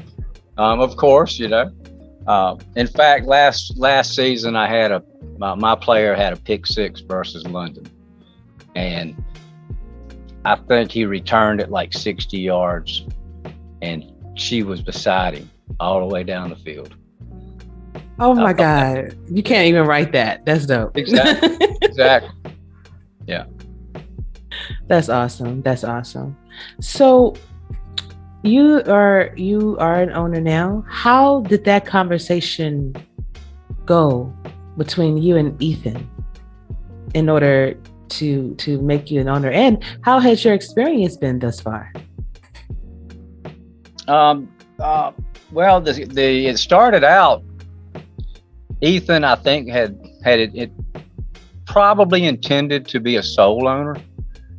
And then once he got into it, he started realizing, like all other owners realize, how much is involved, how much time it can end up taking if you do it right. So I think 23rd hour, he started getting a little nervous and started reaching out, trying to find someone, that would be willing to come in and, interested in coming in and joining him. And that's when, that at least that's how he explained it to me. And that's when I came in. I hadn't really thought about being an owner too much. I didn't really see it in my future. But now that I am, I absolutely love it. It's a lot of fun. And people ask me that question all the time, and it really is, it is also that responsibility in making sure that your team is happy and that, Sure. If there are any problems that you want to try to alleviate them. The sponsorships with Canton, seeming like they have a sponsor every other day. I know. They're setting a high bar, aren't they? They are. Yeah, I'm very happy for them, though. They're doing. I knew they would be a tremendous asset to the league. Indeed. I think I mentioned this on the show previously that they are the prototype of what teams on the business aspect should be. You know, how you should go out into your community and get people involved, especially if you are fortunate to live in the city that you are representing, know? And so I'm like 2,500 miles away from mine. So it's a little difficult. That's a bit of a commute. I mean, and promoting Seattle and rural North Carolina, that would probably be difficult at best. So well, you could do what I did, just move to Arizona. There you go. Okay, I'll move to Arizona, but how's that supposed to help me? Oh, I see. You mean Seattle. I get it. Oh my gosh. But yeah, they've been doing a wonderful job. And I think a lot of teams, all of us could learn a lot from that aspect. Sure, absolutely. Yes. Yeah, so, we're going to try to start kind of look at what they're doing and use them as a model to see if we can start making some inroads there as well. That's a conversation Ethan and I had the other day. Mm-hmm. Absolutely. And Eddie and I have been having those conversations too, so I think that we're all going to want to be to make this league even better than what we originally intended. Speaking of which, what are your thoughts? So the last time we spoke, we did not have our TV deals. We didn't have any of that. So what is your thoughts on the ESTV deals, on the next level, on our 24/7 channel that we're going to be having? I think it's amazing. It's a wonderful thing for the league, but I'm not in the least bit surprised. When I first met Cam, I told him this league would be just as big as he wanted to make it because I have 100% faith in him. The guy never ceases to amaze me. I mean, the league has such good people in place that it's just can't help but succeed. Indeed. And even the steps that he is making now to make sure that we have a great experience, like for him to move all of his equipment and everything to an office, that's outside of his home, that shows dedication, that shows drive, because he was having the internet issues, and the buffering. So right. He decided that he wanted to take his the headquarters to a different location. And that, as annoying as that probably is for him, I know that everyone is going to be appreciative. All of his patrons, all of the sponsors are going to be appreciative of the efforts that he's making. Oh, sure. Absolutely. Yeah. So, fun question. I don't think I've asked you this, so I'm going to ask you two of them. What is a sport that is currently a sport that really shouldn't be? A sport that is a sport that shouldn't be. For instance, some people say badminton is a sport. Yeah, I know what you're saying. I'm just trying to be a little diplomatic here, I like to bowl, but I think that's more of a drinking man's game. So let's go with bowling. Okay. You are the first person to say bowling. I know, and I'm probably going to get slammed. No. Tell you what. I love NASCAR, but I might even throw NASCAR in there. Ooh, yeah. Now you might get you might get slammed for that. Driver. What kind of? Come on. I did that for a living. I probably drove 300,000 miles in my career, but I didn't consider myself an athlete. So wait, you drove for NASCAR? No. In my job, I did service traveling from city to city. Okay, gotcha. I was like, that's... They didn't want me driving for NASCAR. Now, my brother, fun fact, my brother was on a NASCAR pit crew for years. Really? Yes. So he was a body guy. He did body work. Okay. He's tremendous talent. So were you able to sit there and kind of watch him do his thing? Like, did he invite you, or can you guys do that? Can you literally watch him? Because I always wanted to know, how quickly do you have to be in order to get them back out on the track? Because I see them pull off and it seems like seconds. They've had all the tires changed, they've gassed them up, everything, and they're gone. Yes. It's every bit of business. It's very hard for the layman just to get in there and to be involved or to spectate to any great extent. It's every bit of business, all business, 100%. But he loved it. The hours are just incredibly long. The pressure, the stress, the never knowing season to season, whether you're going to have a ride or not, whether your team's going to get a sponsorship. It just finally wore him down, and he just started, him and my father started their own business probably 15 years ago. Hey, whenever you can work for your own, yourself, that's always a good thing. Absolutely. It's the only way you're going to get rich. Okay. Stop making somebody else rich. Look. Yeah, exactly.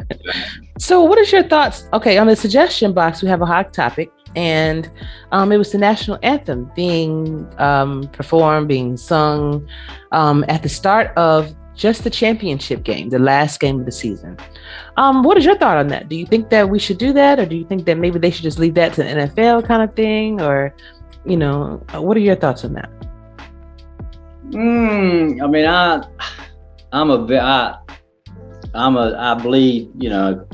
I bleed red, white, and blue. But my thought is really it probably is best not going down that road. since we have people from all over the world, we're trying to bring into our community. Before long, we'll be playing a half a dozen national anthems before the track championship game. And, once you start, where do you stop? Good point. And then we have to have everybody that's like a whole inclusive. Yeah, got to be inclusive. Right. So that's going to be like a whole extra 30 minutes that we're dedicating to everybody's national anthem. Yeah, exactly. Oh, I get that. Well, I've gotten some really good feedback when people look at the logo and people look at, the team colors and things like that for the Seattle Nemesis. That is very attractive.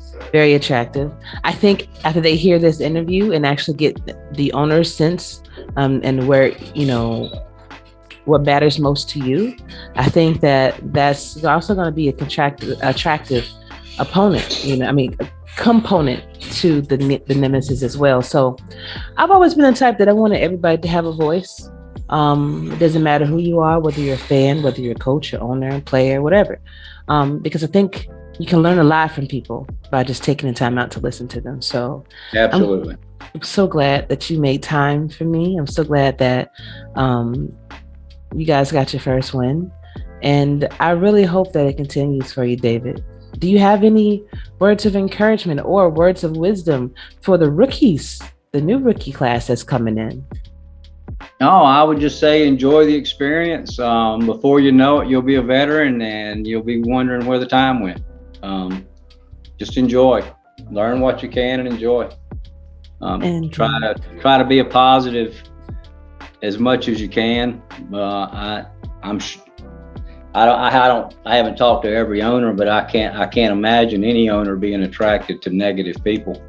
So always keep it positive. I had an experience in chat the other day that I saw profanity. That's a no-no to me. That's not something I'm into. So I would recommend kind of keeping that stuff to a minimum, but mainly just enjoy it, be positive, and get your progressions in.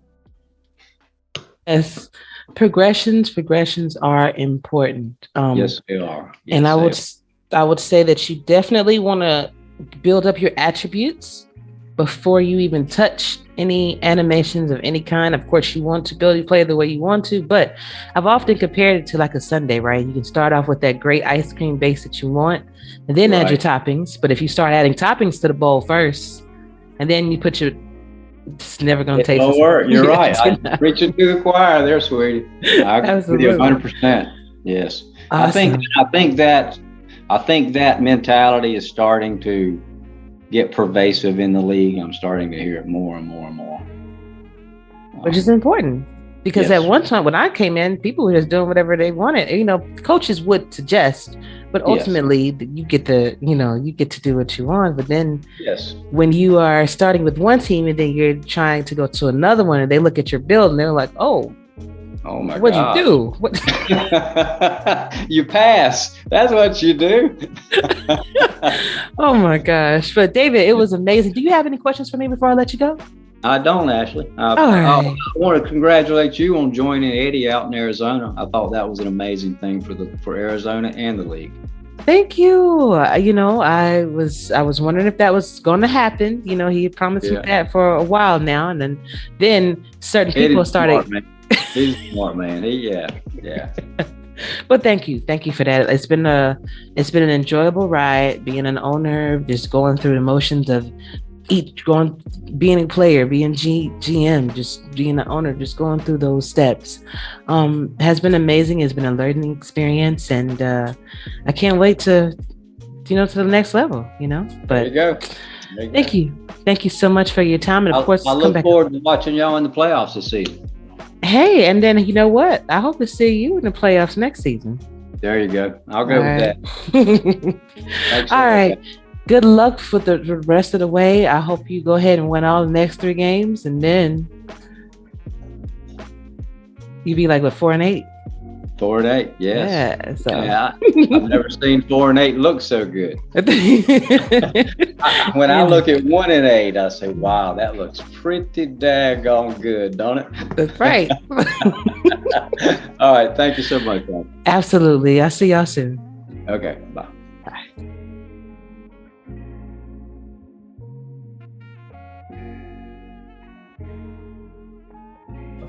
What is up, SFL Nation? And we are back with my third, fourth and goal interview. And that includes, oh my gosh, I had to get a representative on from the Minnesota Legends. Didn't care who it was, somebody needed to come and sit and talk about this Baltimore win. And that was Mr. Mickey Malella. Atta girl, you got it right. See, thought I was gonna mess it up. See? I did. You couldn't say it last year when I was on with the Adams, so I'm very proud of you now. Hey, you gotta grow. You know, if you're not growing, then you're dead. So you got that right. That's right. But I stopped growing about 20 years ago. Well, see, I wasn't gonna say nothing because at the convention I was a little bit taller than you. Look, everybody was a little bit taller than me. The only one was Mike. He wasn't taller than me. Nothing wrong with that, man. No, nothing whatsoever. Absolutely, man. Man, good to see you again. It has been a while. It has been a while since the convention we saw each other, so it's happy to see your face again. Man, it's good to see you as well. Bringing joy and light and laughter. You guys will see on the blooper reel what he did to me. That was hilarious. Oh, I can't wait for the reaction of that in my locker room. Absolutely. Please tell them to watch. But welcome back. I was actually trying to get Axel and BJ on over, but Axel couldn't make it. He wasn't feeling too well. And BJ was saying that he asked if I had any questions in particular for him that he would answer. So he's got that, but I'm going to start things off with you first. Okay. How has your experience been as a Minnesota Legend? Oh, man. So if you remember during the Adams takeover, or as I like to call it, the Adams family reunion, I was worried about my experience when I got to Minnesota, mainly because, we had that family atmosphere. Well, it hasn't changed. In Minnesota, it's the same thing. We all get along. There's no pointing fingers. Everybody's jovial, jokeful with each other. It's just been a great experience in that locker room and on that team. It's one of those teams where I went from a family atmosphere to another family atmosphere. I don't want to say a second family because they're both family, just by marriage. And it's been so great, especially as a rookie who's really been involved with the SFL and the SFLm since January. So I haven't even been here a year yet, but everybody's just made me feel so welcome and made it fun for me. Indeed, but a lot of times you get what you put out there too. So, people knew from the start what kind of person that they were going to be getting. I think Axel and BJ knew what they was going to get out of you, kicker wise, with your build and the type of locker room person that you are. So kudos to them for that. I appreciate that. Mm-hmm. So let's talk about this win over Baltimore. Okay. Man. You got to tell me what was going through your mind and tell me what the team was doing, how everything happened at that moment. So what we usually do is that we all get on our voice chat and we sit there and we're talking through the entire game and joking around with each other, making fun. And during a game, we're just focused on the game. We're cheering for our players. We're cheering for Johnny, for Derek, for Dan, everybody. We cheer for all of them. When they make a good play, Derek had 2 interceptions. Johnny started out a little rough with 4 interceptions, but came back with 333 yards and 4 touchdowns for us. When that last sack by Max came up, it was deafening. I had my AirPod in and it was just deafening in my ear how much we were screaming and yelling and cheering and how excited we all are. We were still on the voice chat for a good 15 minutes after the game, just coming down from our high. Now, I have all the respect in the world for Baltimore, 2-time defending champions, undefeated throughout this season. They haven't lost a game since the previous season, so I have all the respect in the world for them. But this was a huge, huge win, and we put in the work and we won the game.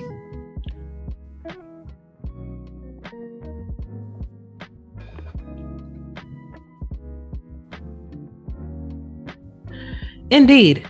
I mean, that was a heck of an effort from everybody on that team. You had to get it done against the defending champs, and that's what you did. And I'm looking at the stats right now with Minnesota, with you guys. You held the ball definitely longer, 23 minutes comparatively to their 19 minutes. You guys had 4 mistakes. Well, they had 2. But I think where you guys shined the most was when you held them to only 3 points in the third quarter, and they weren't able to recover from that. Yeah, we just were on our game throughout the whole game. We, when we made a mistake, we got back up and we just made up for it. And with a team like Baltimore, it's tough to keep it close, and we kept it close throughout that entire game.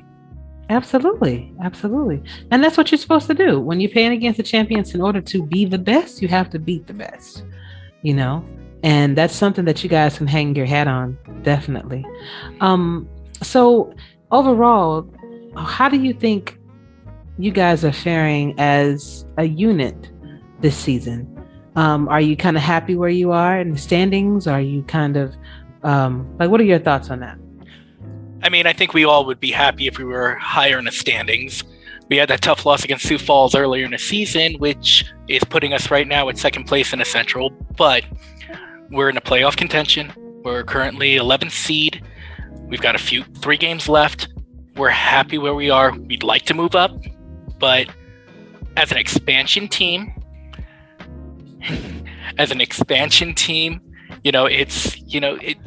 nobody really expected us to do this well. So being able to do this well, especially in the limelight, beating Baltimore again, and again, all the respect to them, because I really do have all the respect for them. Where we are is fantastic, and I'm looking forward to seeing where the next 3 games take us, and I'm hoping to make that postseason, I'll be absolutely honest. Speaking of which, your next 3 games are the DC Dragons, the Charleston Predators, and the Indianapolis Ramblers. My question is, now all teams, you can never count anyone out. But do you think that there is one team or maybe a couple that you're going to be a little bit more excited to play than the others? I see that you had Indianapolis on here before, and you guys beat them. With Indy being our main rival, that's always the game we're excited to play. Right. So I'm excited for the last game of the season, but not to say anything. Our next 2 games are going to be tough, but don't take us wrong, Ash. It was no fluke against Baltimore. We're gonna put up a good fight for every team that we play. So what do you say that people are you hearing that people think that that might be, they just got lucky with that one? I think the people are going to talk, and they're going to say what they're going to say. And yeah, there are those skeptics that said they got lucky, the refs were bad. They're gonna make every excuse in the book. But what it comes down to is what we did on the field, what the outcome was, and really, how we played. And we put on our A game, and we're going to keep on doing our A game, and we're going to make it an A+ game so we can make it into that postseason. Indeed, and that you will. Now, I am going to be reading some things from J.R.Lawless that and maybe get your input on that if you wanted to ad lib to anything. But I asked BJ, how does it feel to be the number 1 team? And he said, in today's SFL, beating Baltimore is an accomplishment. I've been here since Baltimore and their crew returned to the league in season 11. This is my first victory against Baltimore, and it's even sweeter that I'm an owner of the team that did it. How has the season been going?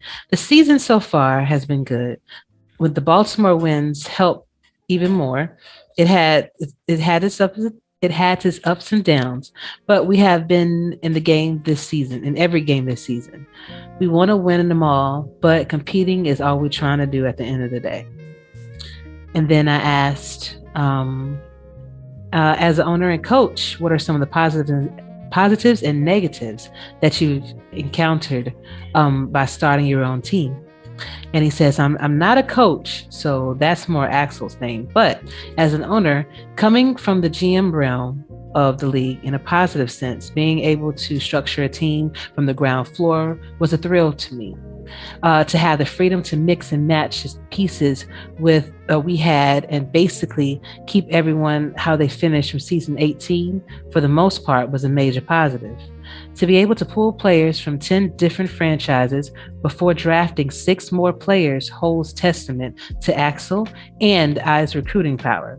If anything is a negative, it was the time crunch of doing everything from absolute zero, building a base from the ground up, which was a lot of work, and going into season 20, we'll have season 19 to work from. So did you want to comment on anything that I've read so far?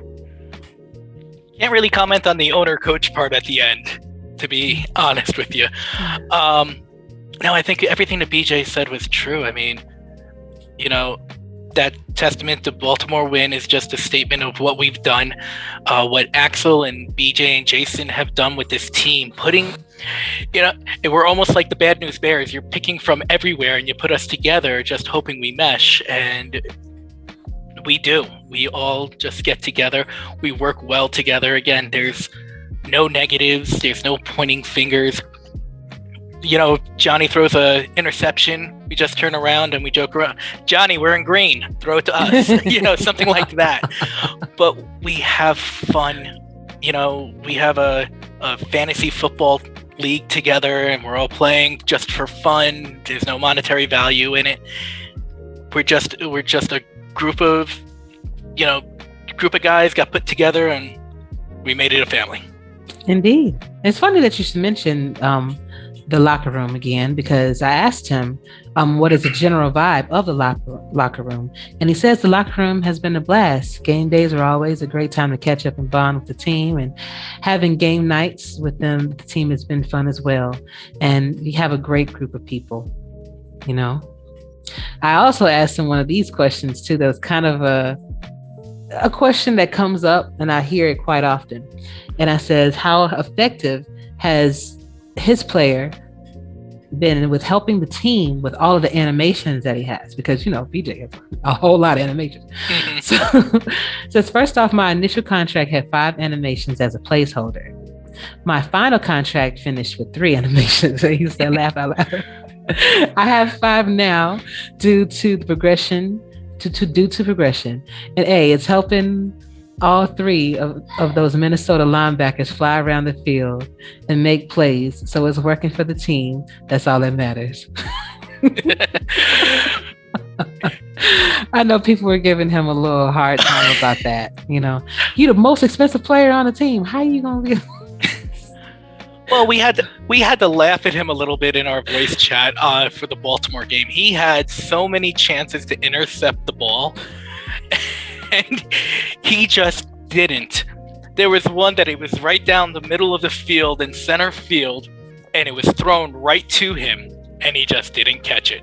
Oh. And BJ wasn't even in voice chat. He was busy with something, but we just roasted him in voice chat.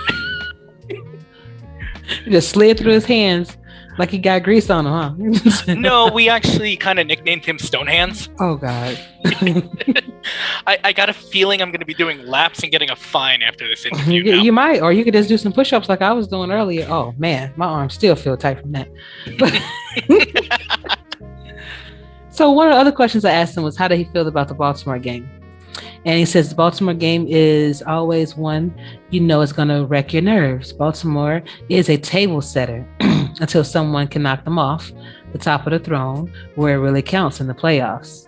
And I'm sure around the league, everyone gets hyped for a shot at the Vultures. So anxiety was definitely going into this game. And during the game, especially in the fourth quarter, after that bomb to Mac Chima, this was a great victory. But We would love to do the same in the playoffs as would anybody else, I'd say. Yeah, that's true. You can win these games. As I was telling DJ Bandit, because he was on the show right before, and he said that, hope Baltimore was going to win, but if you lose, and I told him, like, listen, if you're going to lose, you better lose now, because once you get to the playoffs, you're going to have your heart broken, man. Yeah. Absolutely. But yeah, so, it's been an interesting season. I think that this has been one of the most competitive seasons that we've had, even with the new teams. Hey, what did you think about Seattle winning their first game? Me and T the Queen got a very good kinship at the convention. As the only two rookies there, we made a pact that rookies stick together. So seeing that Seattle won their first game, I was actually very happy for them, especially happy for her. I turned on the game a little bit. I was actually quite ill this weekend, so it was a little bit difficult, but I did see a little bit of it. And ironically, when I turned on the game, she caught a pass down the sideline. So I was very happy to see that. But yeah, happy for her, happy for the Nemesis. Glad to see them get in the win column. Indeed. I did say that I wanted to see them win at least one game, because nobody wants to go winless. So that was good. That was good for them. So fun question for you. I think I actually asked you one of them before because you've been on the show, but what's a sport that is known as a sport that shouldn't be a sport, but everybody just says, hey, this is what it is? Have I asked you that question before? You did, and I had a great answer last time, and I'm trying to see if it can pop into my head. I think I'm going to say curling. I think that's what I said last time. And I believe that we agreed too, because I couldn't understand professional ice sweeping. I turn around and I love watching curling, but it's a bunch of old fat guys sliding down the ice, throwing a heavy stone, trying to play shuffleboard, essentially. I just want to meet the person that came up with it, and I just want to know, like, what were you thinking? Like, what was going through your mind? I turned on some channel, and I can't remember which one it was, and I saw people, and you know how you play like table tennis or ping pong, but they were using their faces, they were using their heads, like they had their hands behind their back, and they was literally using their head. I was like, recently the four-letter channel beginning with an E and ending in an N had the Ocho on, which is always the fun sports. I happened to turn it on one day and I was watching, darts. There's another sport right there that we could put into your list. Playing darts. You could be short, you could be overweight, you could be tall, you could be thin. It doesn't take any athletic ability just to go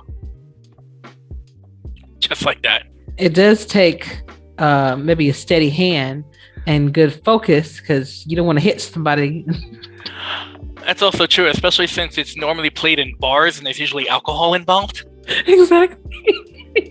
Exactly. Oh my God. So what is your thoughts on the national anthem possibly being played at the start of the championship game? Just only one game.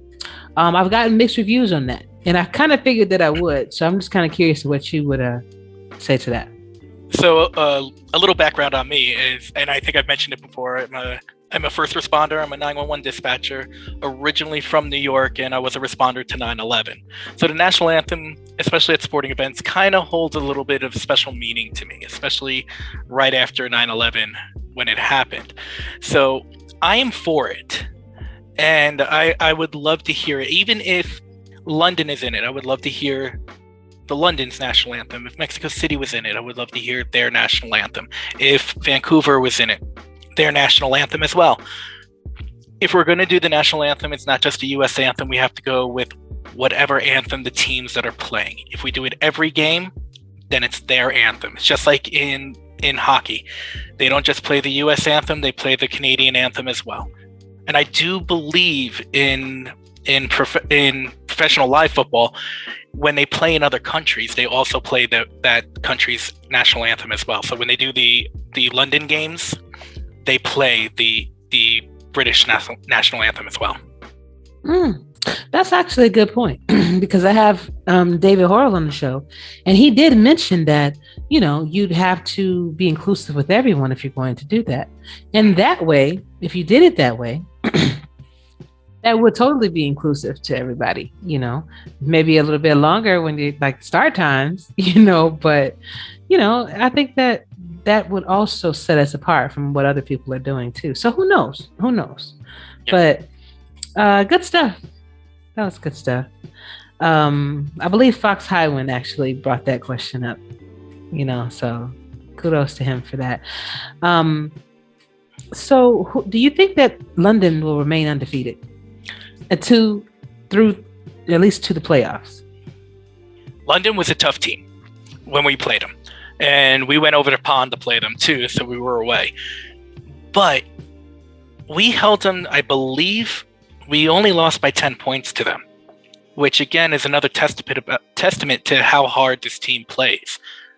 So the old saying is any given Sunday, and granted we play Friday, Saturday, and Sunday, but we're proof of it.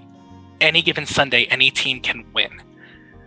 We beat we beat Baltimore on Friday. Any team, and Seattle with their first win may go into London and beat them.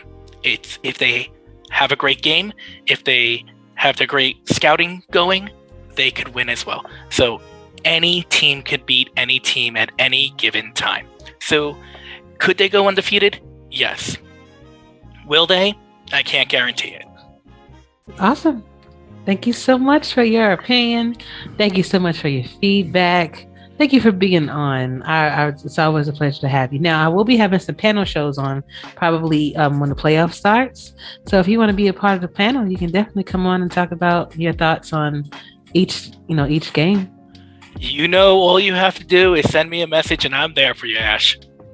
Thank you, Mickey. I always appreciate that. Did you have any questions for me before I let you go? No questions. Just want to say thank you to my Legends family, my Adams family. I miss you guys. I miss you in the locker room. I'm looking forward to the rest of the season. Granted, I'm not the field goal kicker that I was in the minors last season, but I am happy to be part of the Legend. Awesome. Do you ever aspire to be anything else besides a player though? Did you want to go into social media? Did you want to maybe do some writing for the league, or maybe even call a game or two? Actually, I did call my first game a few weeks ago. It was me and Tyler. My nerves were so... the biggest joke of the whole thing was I called the SFL the NFL by absolute accident. And Tyler did a great job of covering it up. And at the end, he made mention of it to me, and my team did not let me forget it. I am currently working my way up in the broadcast team, even going to be trying to do some of the minor league games this upcoming season as well. So I'm doing what I can with the league to, I don't want to say make myself known, but just do my part for the league to make it better. Fantastic. Are you experiencing graphics, by the way? In graphics? Like making graphics and things like that? Or? No, you're talking about this in the back? Mm-hmm. Well, that would be nice if you could do that. As far as graphics, no, I'm not a big graphic person. I've always been in on camera. I've got a theater background, so I've got a big stage presence.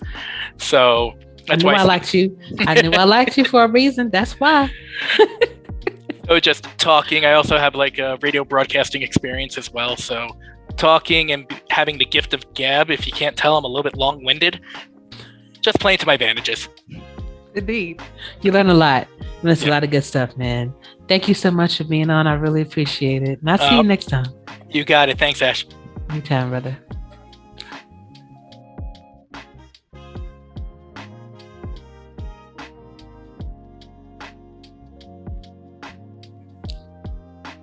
What is up, SFL Nation? And we are back with my fourth and goal interview. And it is with Mr. Bo Martin Jr. He is El Presidente and cornerback of the Lone Star Glory. How are you doing? Oh, man, you already know, Ashley. It is a glorious evening, and I'm so excited to be here, back on the show once again.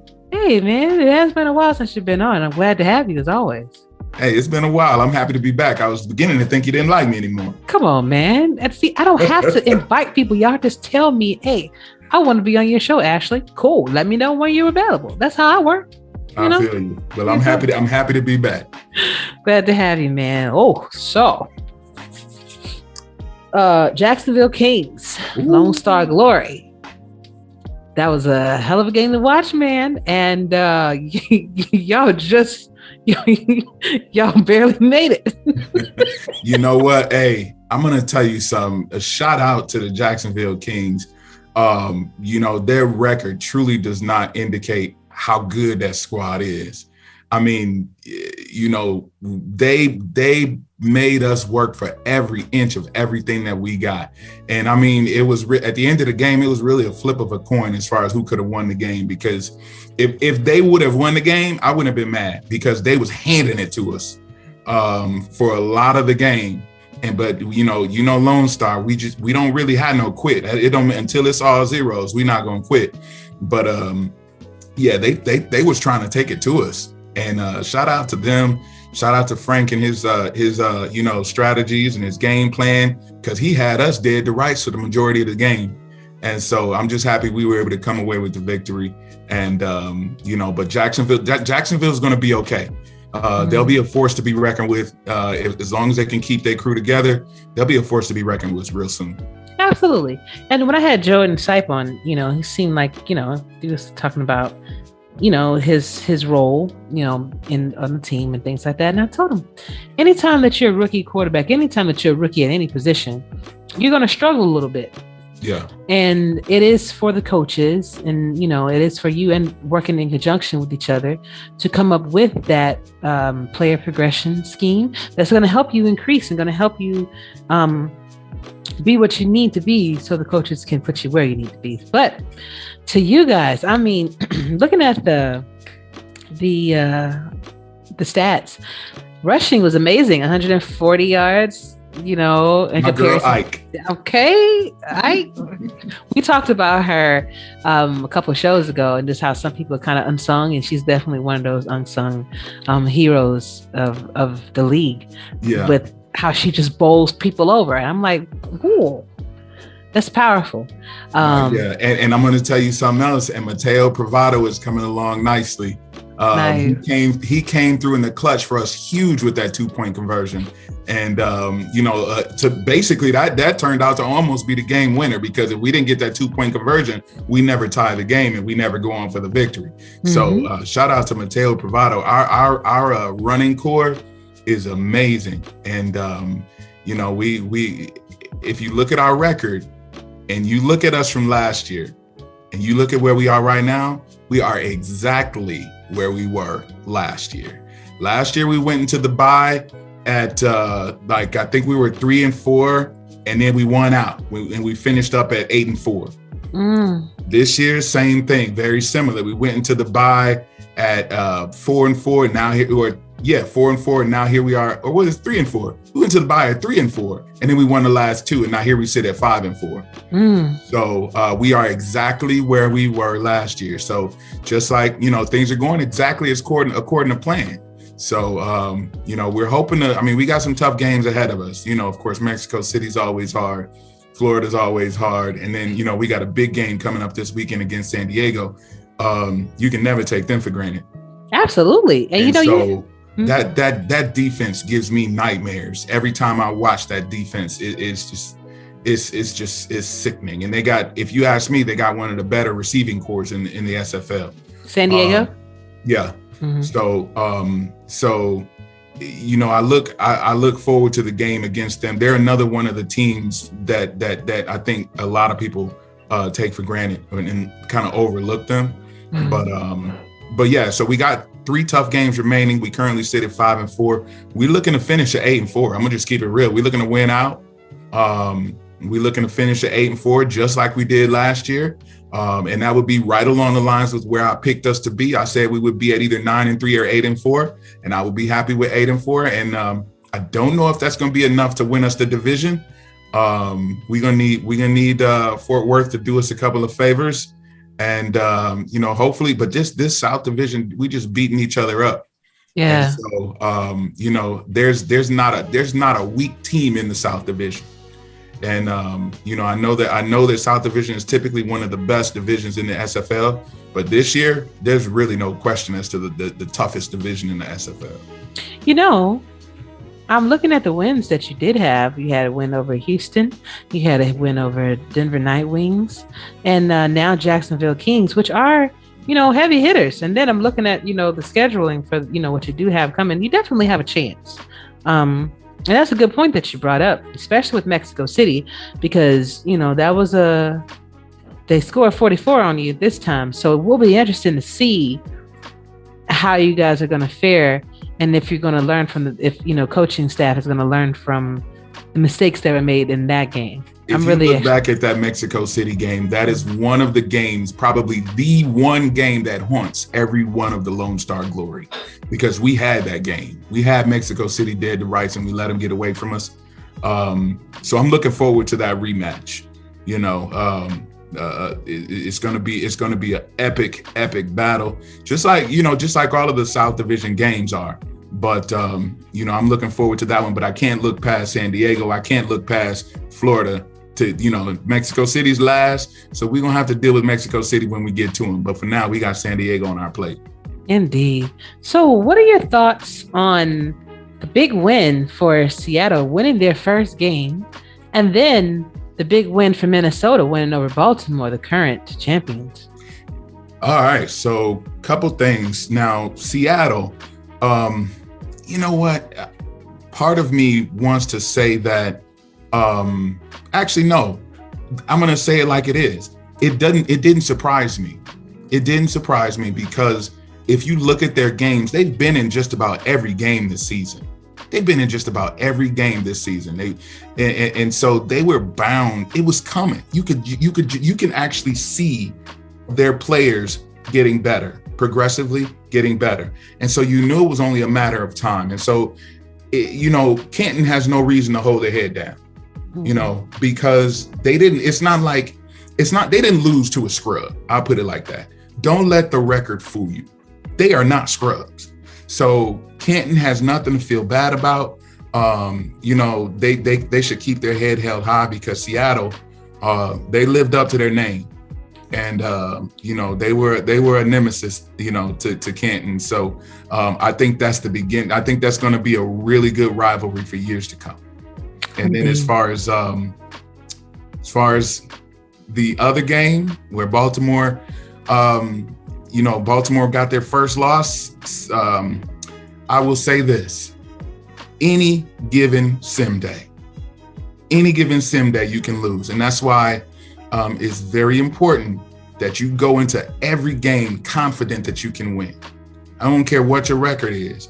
With the right coaching, with the right game plan, with the right scouting, any given sim day, you can beat any team out there.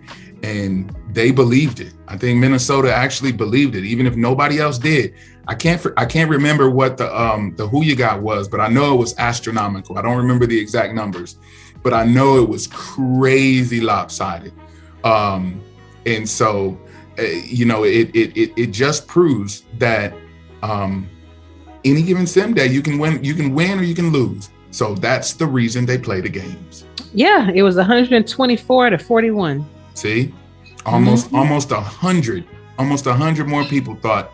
And I mean, can you blame them? I mean, the season 18 champions, they're undefeated. I mean, you can't really blame, you know, the 140, however many that thought they were going to win. I was one of them. I picked Baltimore. Why wouldn't I? Me too. So, you know, don't get me wrong. That doesn't mean that Baltimore is going to, you know, go out in the first round and they're going to, you know, or they're going to lose in the first round of the playoffs. They won't even be playing in the first round for that matter. They'll be having a bye at home. Sitting there watching everybody else. That's right. Sitting there watching everybody else. But, you know, I'm not saying that Baltimore has lost their touch because they haven't. I wish they had, but they haven't. I'm just keeping it real. So, you know, at the end of the day, Baltimore is still the team to beat in the SFL. I mean, we can add London to that category now too, considering they're the only defeated team in the SFL at this point. But you can't discount the champs. And right now, in order to be the best, you got to beat the best. And so they are still the reigning SFL champions until somebody dethrones them. Indeed. So what is your thoughts on possibly playing the national anthem before the championship game? I think Fox Highwind brought this up as a hot topic in one of the suggestion boxes. And, maybe just for that one game, or should it just continue to be the way it is?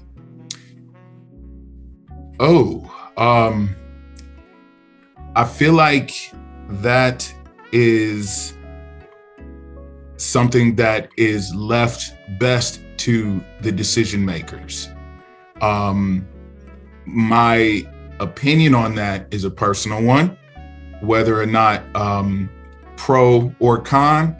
I feel like, that's one of those things where unless I'm at that level, I don't have a part in that decision-making process. It's not going to change my approach to the game. It's not going to change the way I play. It's not like we're actually physically on the field. So, I mean, I'm not really sure what that would do, but, right. Like I said, that decision is to be made by those with higher ranks than I have. So I guess I'll agree with whatever they decide, but I don't really have an opinion on that. Hey, no worries. And, I've got mixed opinions about it. Either way, some people, like you, the first one that actually decided not to offer their opinion, which is fine. Everybody has a right to do and say what they feel. Some people are like, no, because of like, if you're going to do that, then you have to be representing of everybody because we're an all-inclusive That's league. True. I hadn't thought of that. And then some people are like, okay, well, how about the games that are played in London or played in Vancouver? You play their national anthem during their game, So now that's an interesting thought. I had never even thought about that. And if you think about it, one of the things that makes the SFL so great is the worldwide appeal, and the fact that you don't have to be in the United States to play in this league, and we've got players from not only do we have teams from all over the world, we've got players from all over the world. That's right. The national anthem doesn't mean anything to some people, and that's not a knock on the national anthem, but if you're not from the United States, then the national anthem is not your national anthem. Mm-hmm. So I don't know what that would do to our national appeal or our international appeal. If we stamp the American national anthem on it, then does this become an American league? Does this become a league where, we're not where we, like you said, are we going to have to play when we go to Vancouver? Do we play their national anthem? When we go to Mexico City, do we play their national anthem? And when we have expansion teams, there's been talk of expansion teams in Tokyo. There's been talk of expansion teams in other countries throughout the world. I mean, is it necessary? I think perhaps that's the question. Probably not necessary. I don't think so. But it would set you apart because nobody else is doing that. Nobody else is being that inclusive, except when you're at the Olympics, then that's when their national anthems are played because the world is representing. And if we are in turn kind of representing the world too, then why not include everybody? That, like I said, that's a decision that I'm sure all of the higher ups will hash out all those details. Mm-hmm. You're one of the higher ups, so I guess you'll be in that room when those decisions are made. But all I do is play ball. I got you. I'm a president, but I'm not in the position of ownership. So as it stands right now, I just play ball, and we'll work. I'll let people of your magnitude worry about things like that. Stop it, Mr. El Presidente. Matter of fact, what does your job entail?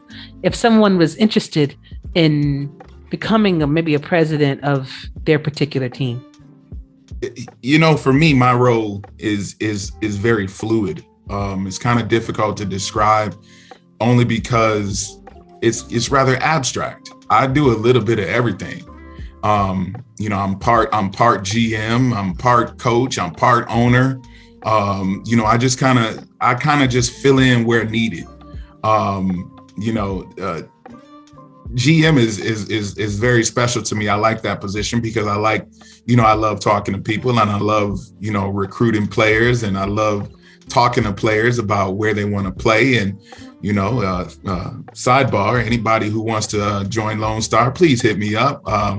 I feel free to slide in my DMs. You know, we might be able to work something out. Holla at your boy. Okay, now back to business. So I do love, you know, talking to people. And so I love that part. But then, you know, I'm trying to get my feet wet and dabbling and find out what Yogi does and what Albert does as owners, because you never know. One day, you know, if there's an expansion team or, you know, I'm not going to rule anything out because you just never know. So there's always that. And then, you know, we've got one of the best coaches in the league in Greg Soto. And, you know, so I'm trying to dabble and learn a little bit of what he does. So for me, my job as El Presidente is kind of a mesh of everyone else's job. So I'm not quite sure what the presidents of other teams do, but I'm not one who wants to sit up high and just watch everybody else. I'm trying to get my hands dirty. So, you know, I'm a little bit more hands-on than other presidents. Just because I want to be involved. I need to know what's going on because I don't like surprises. Hey, and that's a good quality of any leader, is you get in and you get your hands dirty, so to speak. Like when I was a manager, I would never ask my staff to do anything that I wasn't willing to do. Absolutely. You know? So and here's what I know about that, Ashley. When you take that approach, your team, they know that they can trust you. They know that you're there to support them, and they know that you got their back, right? Mm-hmm. And so that's the reason why so many people want to come to Lone Star, because they know that when they come to us, they know they'll be supported. You know, they know if they have whatever their aspirations are, if they desire to do more, they know that we'll help them get there. Even if they, like, let's say your desire is to be a GM. Well, we already got a GM, so we obviously don't need one. But yet we have somebody who is our front office staff is willing to help you get there, even if it means you're a GM with somebody else. And so, you know, there's a lot of gatekeeping at times, and people trying to hold people back from moving forward. Well, you know, Lone Star is not that team. You know, Lone Star, the front office there is not that they're not that group. And I say this because, you know, Albert and Yogi, they know about my aspirations. They know what I'm looking to do. They're not trying to hold me back from it. They're not trying to gatekeep me from it, you know, and for whatever else anybody wants to do, whether you want to just be a player, maybe you want to learn how to scout, whatever it is that you want to do, you know, we'll help you do it, even if it means that you leave us to grow. And so I think that means a lot. And so when people see how we work, it just kind of shows through, and people see how happy we are. It really frustrates people when we lose and we're still happy. That's like camaraderie. You have to have that. You gotta smile and laugh even at the most hard times, because I mean, you could be winless. Yeah. Nobody, I mean, let's be honest. So, nobody loves to lose, right? So don't, you know, I hope people don't misunderstand and think that we're accepting of losses, because nobody wants to lose. But at the end of the day, when you lose, you lost. So you have a decision to make. You know, either you can sulk in it or you can move on. You know, I have a saying, and I think I made this up myself. So if I didn't, you know, whoever made it up, don't come after me. You know, but the saying is, when it rains, some people dance in the rain, other people just get wet. And what that means is it's gonna rain either way. It just matters. What matters is how you handle it. So, you know, you're gonna get wet either way when it rains. So you decide your approach. Either you can dance in it and play in it, or you can just get soaked. And we choose to play in the rain. Hey, love it, man. I love that sentiment.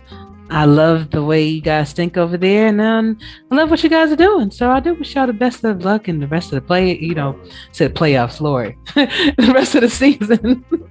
Well, hey, look, if all works out, we'll be seeing you in the championship. Hey, bring it on, bro. We're ready. Ready.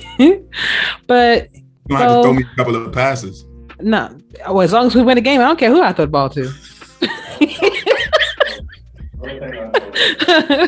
But listen, man, this was amazing, Bo. Thank you so much for making time for me. I just had to get your thoughts, especially on that Jacksonville, man, because he was watching them pulling my afro puffs out, because I'm thinking like, oh, are they gonna do it? Listen, I had my computer in my hand ready to throw it. That's how bad it was. They took it to us. If we would have lost, we would have deserved it. But you didn't.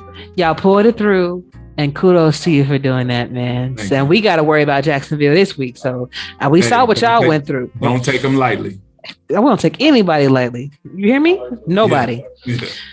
But do you have any questions for me before I let you go? So how's your new ivory tower?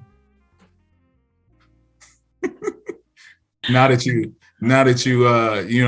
in ownership and everything, you got your ivory tower, you got your office, your secretary, your assistant, Where? I didn't I just hear somebody. I could have sworn I saw somebody dangling some grapes over your head just a moment ago. But man, you got me mixed up with somebody else. Because I'm still over here doing everything I was doing before I started. I don't have any questions. I just, it's always a pleasure, and just keep it up, because you got one of the hottest shows in the SFL, and you deserve it. So keep it going. Man, we'll try, man. I'm doing my best. And there's no ivory towers here. I don't want people to be thinking that I'm all, up here and stuff like that. But it has been a wonderful experience being an owner and just having more responsibility. But I've worn many hats before. I wear many hats in my real life, so it's just adding to it. That's all, brother. I just noticed you represent your team colors. Oh yeah.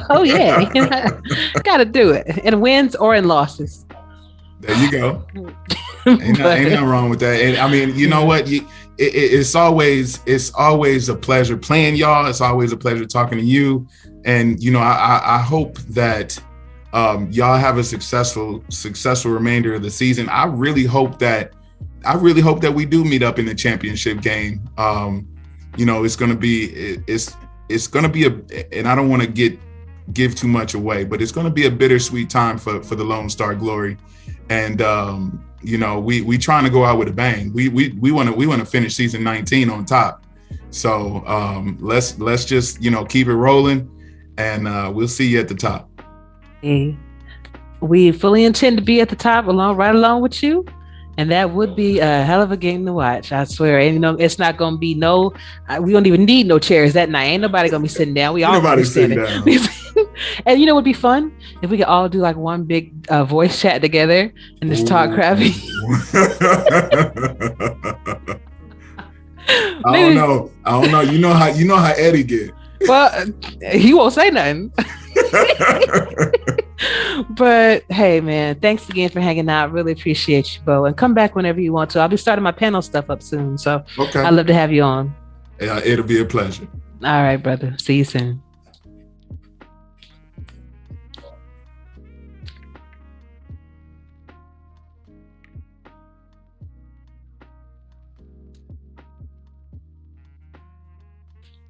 All right, and we are back with my fourth and goal interview with my good friend that whooped our ass recently, Mr. Max Ball. He is the owner of the Florida Storm. How are you doing? So number 4 in your, what is it? Not the bulletin. Number 4 in your program. Number 1 in your hearts. Right? That's how we do it. That's it. All day long, twice on Sunday. Listen, man. It was not a butt whooping, right? It was a very competitive ball game that came down to the wire. As I told everyone that would listen to me, even your co-boss, right? I said, for all the people not involved, it will be a great competition. And was it not a great competition? If you take the names away, right? You take away the Storm, you take away the Scorpions, and you just watch as an outside spectator, it was a great ball game. Fantastic game. If you had skin in the game, it's a different story. That fourth quarter, the lemon booty, that sphincter was tight. I know it's tight for y'all. I know it's tight for us. So, but it is what it is. You know what else is tight? My arms for doing all the push-ups I had to do. Boy, my girl getting the push-ups in. I was gonna get on you for not getting all the way down. I'm like, you know what? No, she executed. I cannot get on her for executing. We could work on, getting normally now. It's appreciated, and I'm sure your team appreciates you. It appreciates that as a leader, you have accountability. Mm-hmm. That's important. You gotta lead by example, man. You do. Yeah. But speaking of examples, you guys have been one of the top examples of this league. And when you play against the Storm, you do not leave unscathed, whether you win or lose. It was a great game to participate in. It was a great game to watch. And I knew it was gonna be tight. It always is between us, And if I'm not mistaken, I think we won the last matchup. So, you guys got this one. It's just back and forth. Actually, if you ask your court boss, he'll tell you we got y'all last time too. Yeah. That's one of the reasons why. Remember, I told you Ron tried to slide in at the 11th hour, and he's like, right. "Nah, you ain't gonna get me again, right? You ain't gonna get me again." That's what was shared there. All right. So we gotta start with like you ain't gonna get again. That's what he said. So we good. Can't get nothing over you, man. I'm telling you, man. But welcome back to the show. I'm so glad to have you back on. It's always a pleasure to talk to the first SFL lady. Listen. Anytime you reach out, don't always be. If you give me, like I tell everyone, if you give me time, I can make it happen for you. And that's it. So when you reach out to me, I will create space for the striker. You know what I'm saying? For AJ9. I got you. Front center. Where my cangrejo? Cangrejo. I had to throw it back today for y'all. I see. For those that don't know the cangrejo, ask my kicking brother from another brother, Ramos. Ask TJ. Ask T-Patch. Ask DR Sim. Ask Eddie. Ask Greg Corky. Ask Eddie. Wow, that's a lot of big time names. That is. Cangrejos, baby. The Cangrejos. But ask about them. And that's crazy that all of y'all were on the same team at one time, and we came in shifts, right? It was one of those.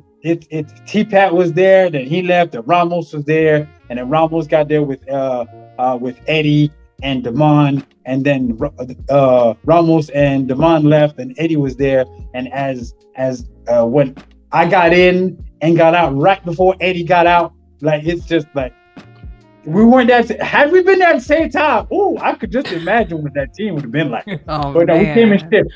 TJ, man, love me some TJ. I got to reach out to him. I haven't spoken to him in a minute, but TJ, man, he just the vision he had to want to fill the team with real people and kind of start the infantile processes, right? He germinated that process of, hey, why not fill the team, the league up with real people and put all the positions in, and that's where the idea kind of started. The cangrejos, you know what I'm saying? So big ups to TJ for did I forget someone? I don't know if Prez was part of the squad of I don't think he was part of the Cangrejo squad. But TJ doing his thing. Now the Vultures. They used to be the Cangrejo, now they're the Vultures. Same. Anyways. Yeah. Hey, and you know what? And I think that's good history though. That's good to know that this is why I say when I'm doing my who you got, I take a look at the coaching mostly, because if you're seasoned like TJ, like you, like Ramos, like my boy El Gringo Esteban, right? That's right. No, El Guapo, El Guapo Esteban. My boy Steven, Steven, I gotta holler at you. I ain't talked to you in a couple months. I gotta make sure you're good. Mule Nets? Yeah, that's my boy right there. Nice. All y'all. You see what I'm saying? It's like so many people that have been involved in the league for a very long time that it's hard for me to pick against you, especially with certain matchups, because you've been there. You've seen a lot of the plays. Now, I don't know if y'all went through all 8,000 of them, but, you know, you've seen enough of them to have a nice hold on what you're doing. And it shows in games like ours, you know, that happened where, you know, we both had the turnovers. We both tried to capitalize on it, but you guys did a fantastic job. That pick six, you know, that was definitely the game changer in that regard. We had a few strange plays that was kind of called like the strange onside kick. Like who asked? Inside 5 minutes, if you're down, there will be an onside kick. So that's automatic. Yes, so at this point, we're so far in with the platform we utilize that there's certain things that you know are going to occur, like timeout cheese, out route cheese. You know what I'm saying?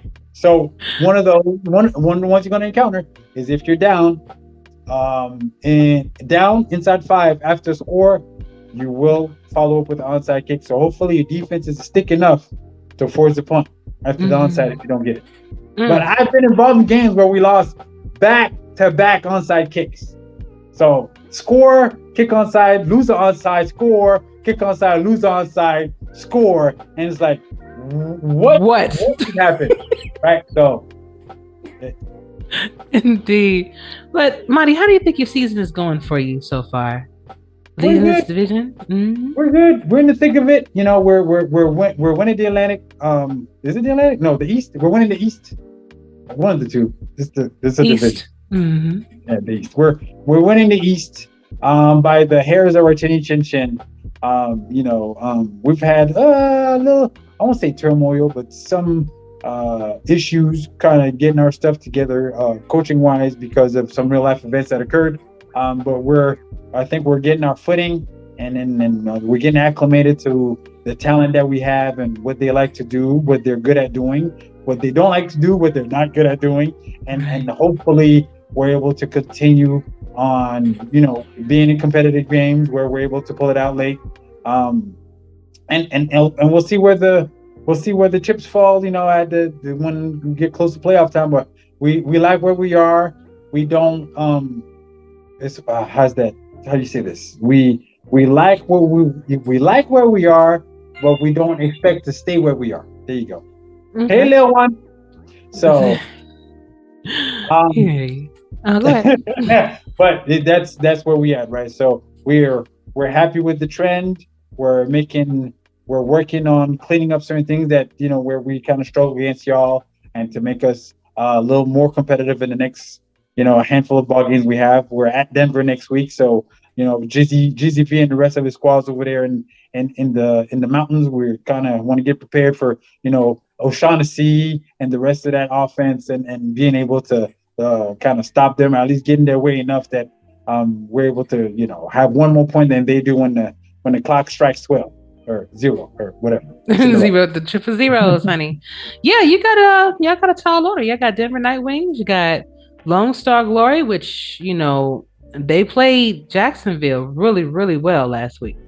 And then you got Louisiana to end things off with. So yeah, I'm not even looking that far ahead. It's just we got Denver. They're circled in red on the calendar, and that's who's getting our focus this entire week. So once that's done, I'll take a break and hang out with kids, and we'll get back at it next week. So how I know that you kind of touched on it with what you were just saying, but the coaching with Ben and Art, how has it been for you to really just sit back and besides of course when needed having to fill in, how does that feel to just be able to sit back and just let them do their thing? Is it kind of hard for you to do because you've been so hands-on before, or are you just like... No, I've been looking for someone to hand this thing off to forever.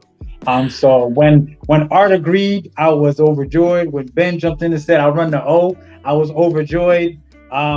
Because we've tried to hand it off to other people, and the task was either too daunting, or they got involved with real life things that kind of took their attention away from what's going on there. And like Ben, was wrapping up his studies this season, so he had to take a step back. So Art's been in charge of the direction of the squad, and then Art has some off the field, the real life events to kind of handle. So he asked me to jump in and help him out where I can, and that's where we at. I'm to a point in my life. Wow, I'm doing this now because I'm kind of wise, right? I'm a point in my life like my lot is to be a benefit to whomever asks. That's what I want to be. I want to be. If you come at me with a problem, an issue, a question, a situation, or just a conversation, I want to be a benefit to you. Period. Point blank, one period. If I cannot be a benefit, I want to be able to reroute you to whom can be a benefit. So in doing that, guess what I became? A benefit. Right? If I can't do that, if we're just burning daylight, I got other things I like to burn my daylight on than that. Because, time is way too finite. Time is your most valuable commodity, right? I'd rather not waste it on just nothing. So when we talk, though we're conversing, it might not feel like improvement is being made.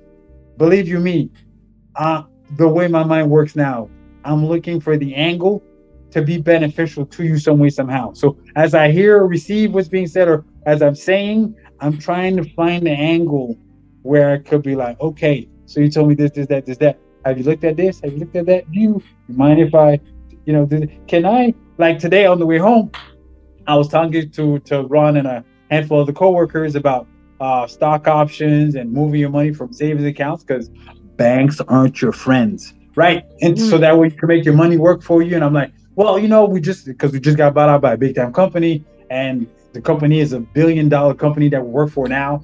And it's like, so the old company was a mom and pop's spot, but it was a multi-million-dollar mom and pop stock. So now you got 401ks, you got a rollover, and the new company the old company we used to be affiliated with is like, now we're going to charge you 8% to take your money. And it's like, why am I paying anybody money to have access to my money? Hold up. But I know accountants, I know people that have programs and ways for you to access your money, especially if you're not going to cash your money in. You could roll over your money elsewhere for free, right? So now, in having a conversation, what did I become? A benefit. Yes. And that is my lot now.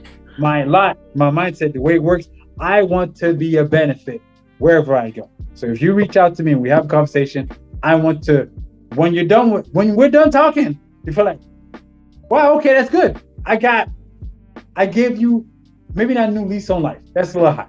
But I made you look at something differently. That's it. I gave you access to something else. Something that prior to our conversation, you didn't have access to, you didn't think about. And one time we're then like, he gave me something to think about.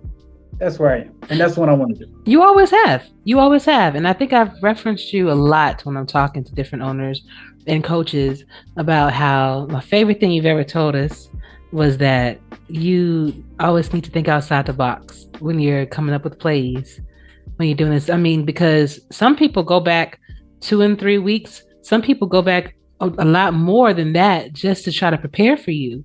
So if you're keeping people constantly on their toes, they don't know what to expect from you, much like you do, that's the way you win. That's the way you become successful.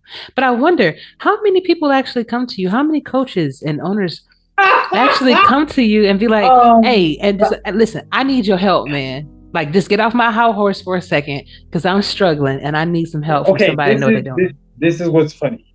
Not as many as you think, or not as many not as many as you think, and not as many that should. Because there's, listen, you know what?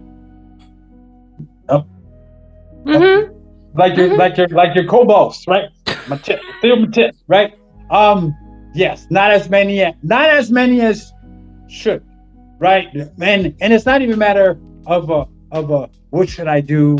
Can you help? More like, hey, let's chop it up, right? Because I've had conversation with owners, they weren't asking for advice. We're just chopping it up, and just to, hey, I seen your O do this.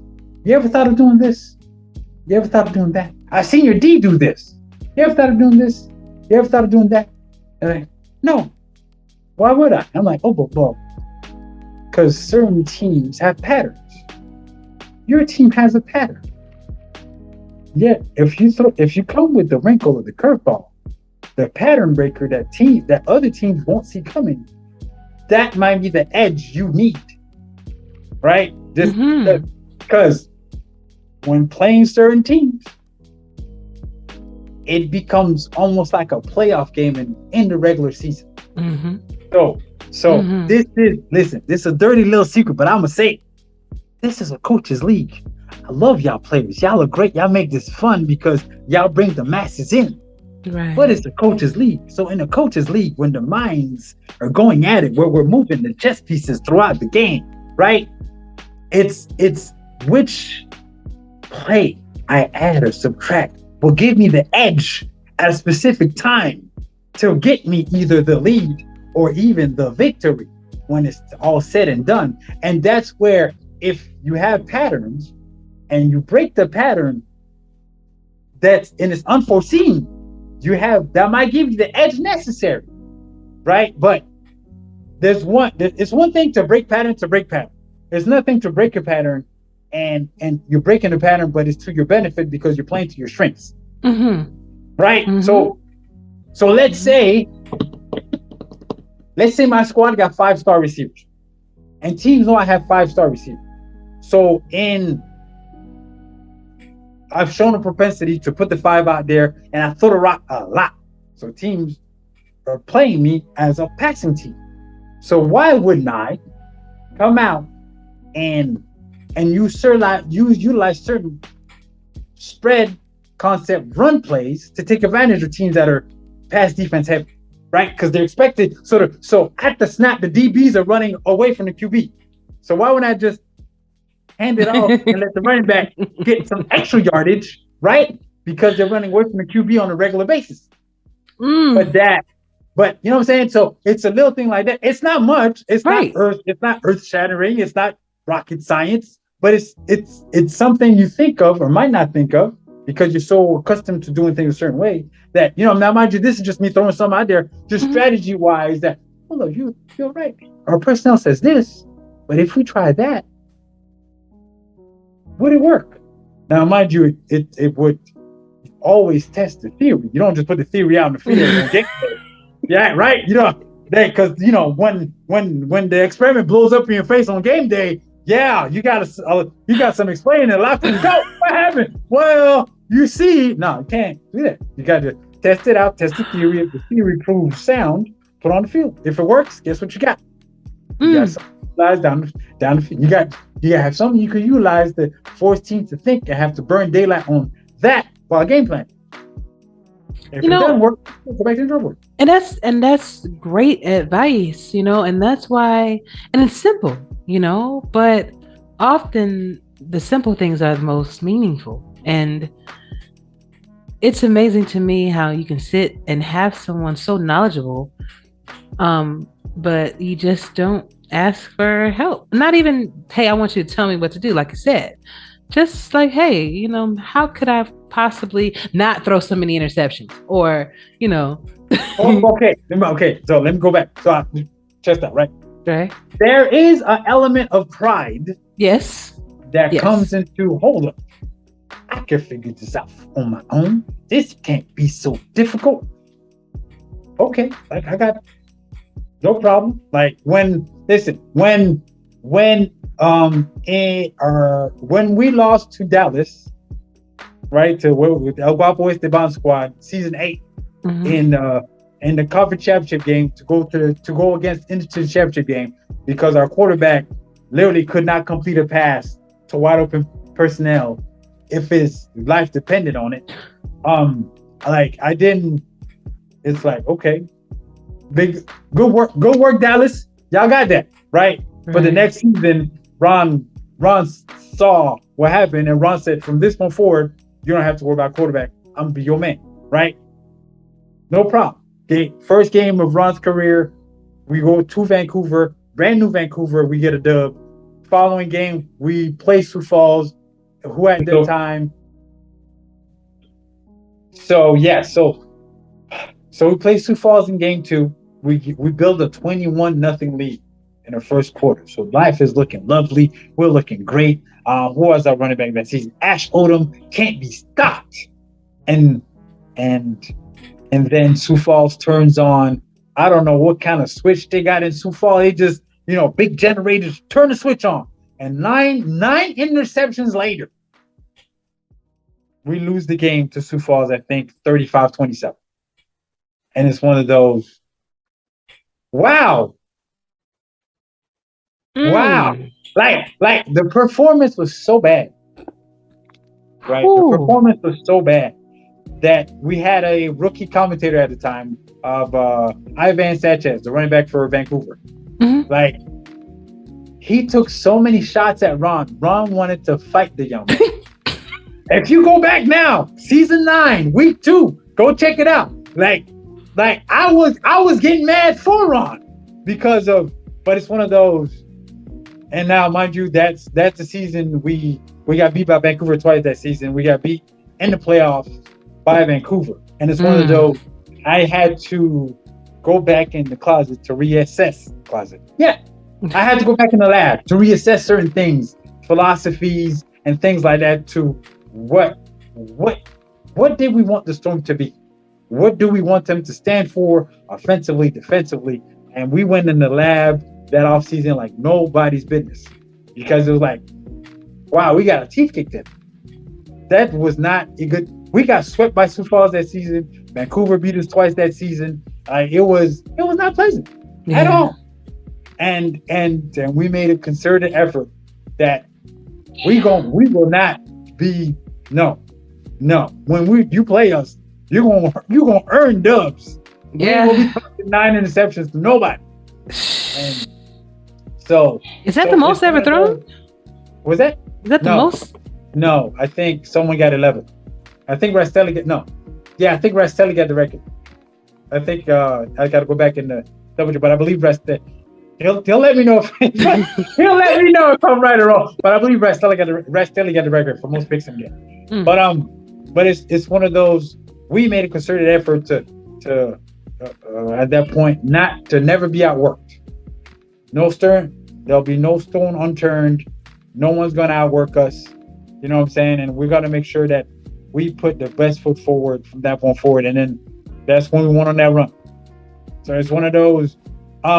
If it's not within you to find the answers, you got to be willing to ask someone else that either might have the answers or someone that's experienced, right? That's you've seen that has success.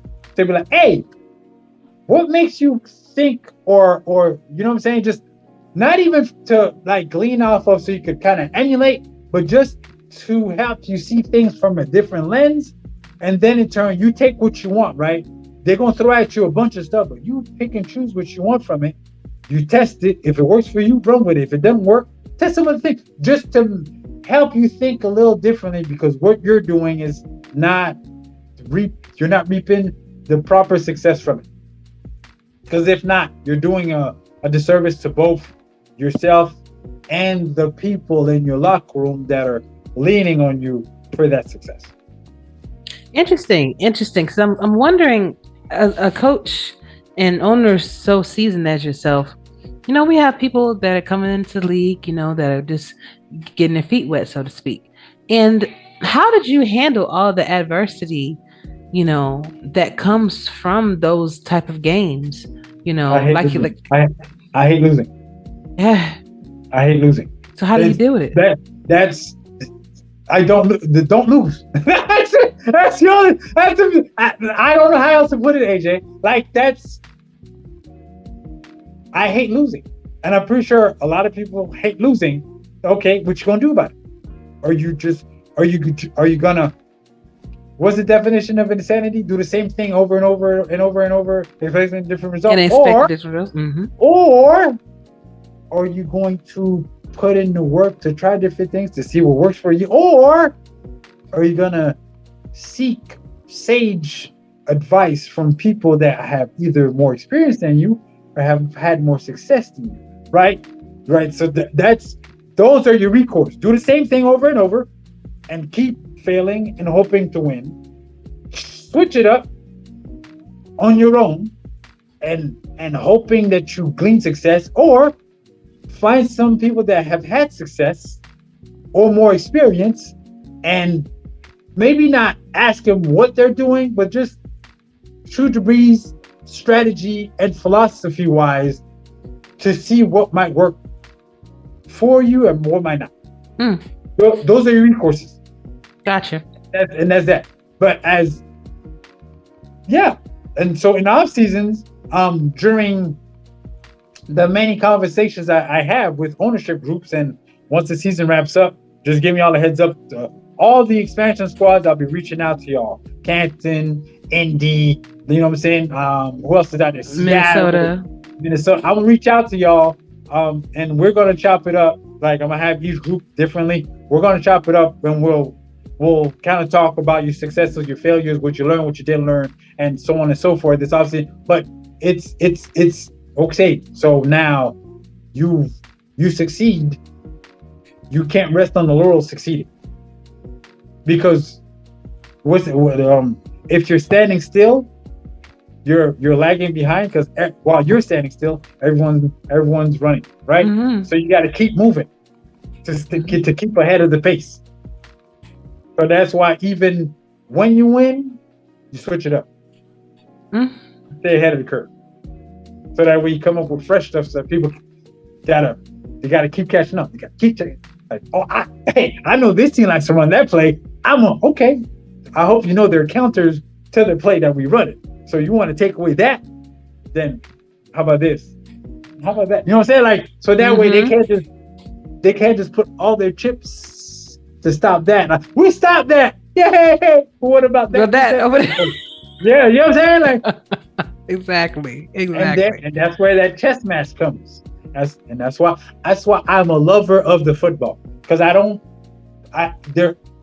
there might be other sports out there where the strategy is as important as the talent on the field, but I haven't seen one as of yet. Like, right, basketball, you can strategize as best as you can. If a team got Steph, good luck beating them, right?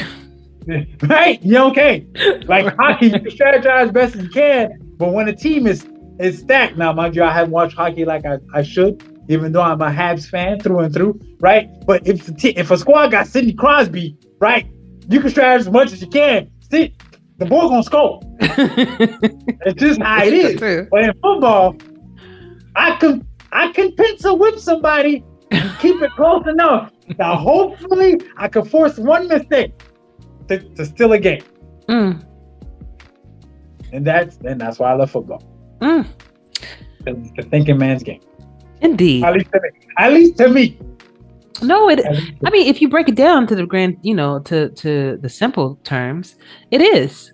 Actually, I've often said that I have so much respect and admiration for coaches and owners, that coach and things like that, because that's a lot of work. I mean, I don't think people really understand, especially when you're new. You want to say, "Hey, I want my own team," or "I want to get into coaching." I've gotten those, a lot of those. The new guys that, "Hey, I was told to reach out to you. What can I do to get my own squad?" Like, first, hello, it's nice to see you. Who are you? How did you hear about the league? How did you hear about me? Right? Okay. Right. Nice. Got out of the way. Okay. Do you have the game? No. How are you gonna coach? You don't have the game. Well, I have extensive football knowledge. I coached high school for 30 years and won undefeated 5 times. I'm like, that's great, guy. How do you know what's being run? You don't have, but it's simple strategy. Like, I see cover 2. Yes, but in the game, we have a couple. Matter of fact, we have a handful of different cover 2 style defenses. We have zone cover 2. We have man cover 2. We have man zone combination cover 2 defenses. You know what I'm saying? Like, so you don't have the game. how will you submit the playbook? How will you know what plays to submit in the playbook? And that's why I am so happy the league came out with the SFLm, because the SFLm, I will say this until I will say this till the end of time. SFLm is a great tool for all the up and coming coaches, and I believe is one of the reasons why we had our most competitive season last season. Is all these SFLm coaches that came up to the ranks, and now we're given the keys to the kingdom to run SFL squads. They were able to kind of sharpen their knives down at SFLm, and now they understand the work necessary to be successful. And that's why the league is the best situation that it's been. The best it's been competition wise and forever, right? First time forever that because of SFLm. So anyway, going back to what you were. So yes, I get that. The new guy excited. Okay, like Art is the head coach of San Jose. You want to reach out to these head coaches in the SFLm. Become a coordinator down there. So you could first know how to break down the film of what you're watching. Second, so they can tell you, get the game, Playboy, if you try to coach, right? And then so you could kind of get acclimated to scouting, to game planning, to understand how the game works. Because you could have put all the great plays to let your talent shine the best possible, but you have no idea how the game's gonna call them. Because you have no say so in the order of how the game's gonna call. But how would you know that? Because you're fresh off the street, you're excited. I love your exuberance. I love your excitement. Let's channel all that excitement in ways that will be conducive to success, not only for yourself, but also for the team you're involved in, and finally for the league. So, yes. Oh, I love the exuberance, youthful exuberance. Yay! Now, where do we channel that? Right? That's what we got to do with it. Indeed. So, when you were coaching heavily, how much time would you say you were spending on, like, from the time the game ended until the beginning of until you submitted that playbook? How much time do you say that you spend scouting? Yes, that's how much time. prior to Ben stepping up and doing his stuff dizzle and helping us get to go to back-to-back championship games, one against Denver and one against the Vulture. Prior to Ben stepping up, my 360 never turned off. Never turned off. And prior to Art jumping in as head coach, and so when Ben jumped in as OC, I was able to breathe a little, but I still had to coordinate the defense. But once Art jumped in, man, Art, my boy Art, like he came in, for what, 8 months. The only reason why I turned the system on is to make sure that because on the squad, on my team, I'm the scout. Okay. I am in capital letters, I am the scout. Ask Eddie, he'll tell you about it. Right? So I scout for the squad. I provide the boys with their playbooks and rosters and all that good stuff. And then turn off the 360. I'm good for the week. And then next weekend, same thing. So the only time I turn on the 360 is to provide the boys the plays and the roster. Good to go. I'm done. And then the last 2 weeks was the first time I really had to turn on 360 to scout anything because Art needed my help. And I'm like, Art, I got you. Let's do it. But prior to that, but yes, when I was coaching, when I was the man. Yeah, sleep was optional. That's taxing because I know that you when you're working, you definitely have a job, 8-10 hours job at times. I mean that's where when your manager and your boss, right, is your quarterback, that's when you can get away with a little bit something, right? You know what I'm saying? When your boss is the QB, it's like, hey, we like winning, so I'll turn a blind eye, just keep us winning, right? That's when things are great. So, hey, listen, as long as the work getting done, hey. Oh, God, come on, it's your boy. Work gets done, but it's just when your boss is QB, that's why I was able to get away with a little something. Nice. But yeah, sleep was optional, right? Well, like, what's that? What Puffy used to say? I don't Puff. what did you say? I don't sleep. He said I rest. Right? Because he said I'll sleep when I'm dead. I just rest. I'll rest. So yes, I rested. But yeah, no, man. When I was coaching, because I don't know if I've ever told you my process. I don't know if I've ever told you my process. What do you mean? What is your process? When I used to coach, like my playbook easily bloated to 350 plays after every game. Easily. Every game. I was at 350, 400 plays. Easily. And from 350 to get down to the number I like to submit to Cam in a timely fashion so he doesn't get in the coach's DM. Coach's channel and yell at me, right? Hey, I'm going to use the same playbook as last week. Okay, Cam, here. Right? If I don't want that, yes. So that's when I coach, that's how I used to be. Like it was wild and maddening. And when I tell other coaches, like, huh? What? Why? Because I'm trying to find that pattern breaker or that wrinkle that could give me the winning edge for this coming week. That's because that's the name of the game. That's a lot of love. That's a lot of dedication. Yeah, yes, because as I told another coach that asked me why I was willing to burn the candle at both ends, and I'm like, it's not about a willing, brother. Is that I have a locker room full of young men and women that rely on me to put in the work to make sure the team is competitive, and anything less than that is a disservice and cheating them. And I don't cheat. I don't cheat effort. I don't cheat work. I don't. If I have your back, I have your back. Period. No ifs, no ands. This is not conditional. My word is my bond, right? If I say I'm gonna do something, chalk it up, it's done. You can write that thing in stone. Okay. Well, I know that from every time you go to a quarry to get a new stone piece. If I say right, it's right. So that's how seriously I take ownership and coaching. If I say I got you. Speaking of, I got to reach out to Jay. Jay, I forget about you. I'm gonna holler at you. This week's been getting a little crazy, but I will reach out to you and we'll chop it up. So I got you. But if I tell you I got you.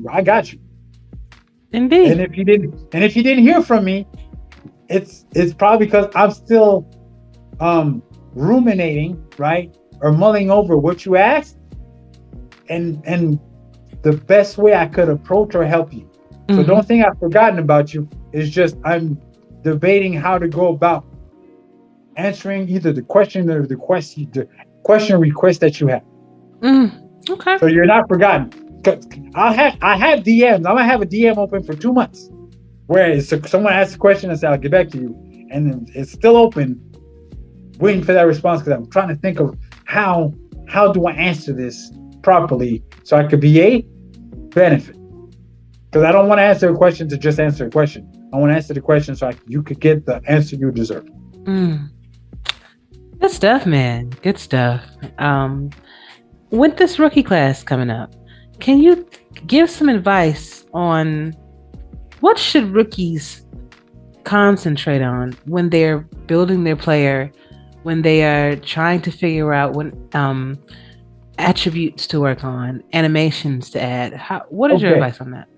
If you have history with the game and you want to take full control of your future as a player, you're free to have at it.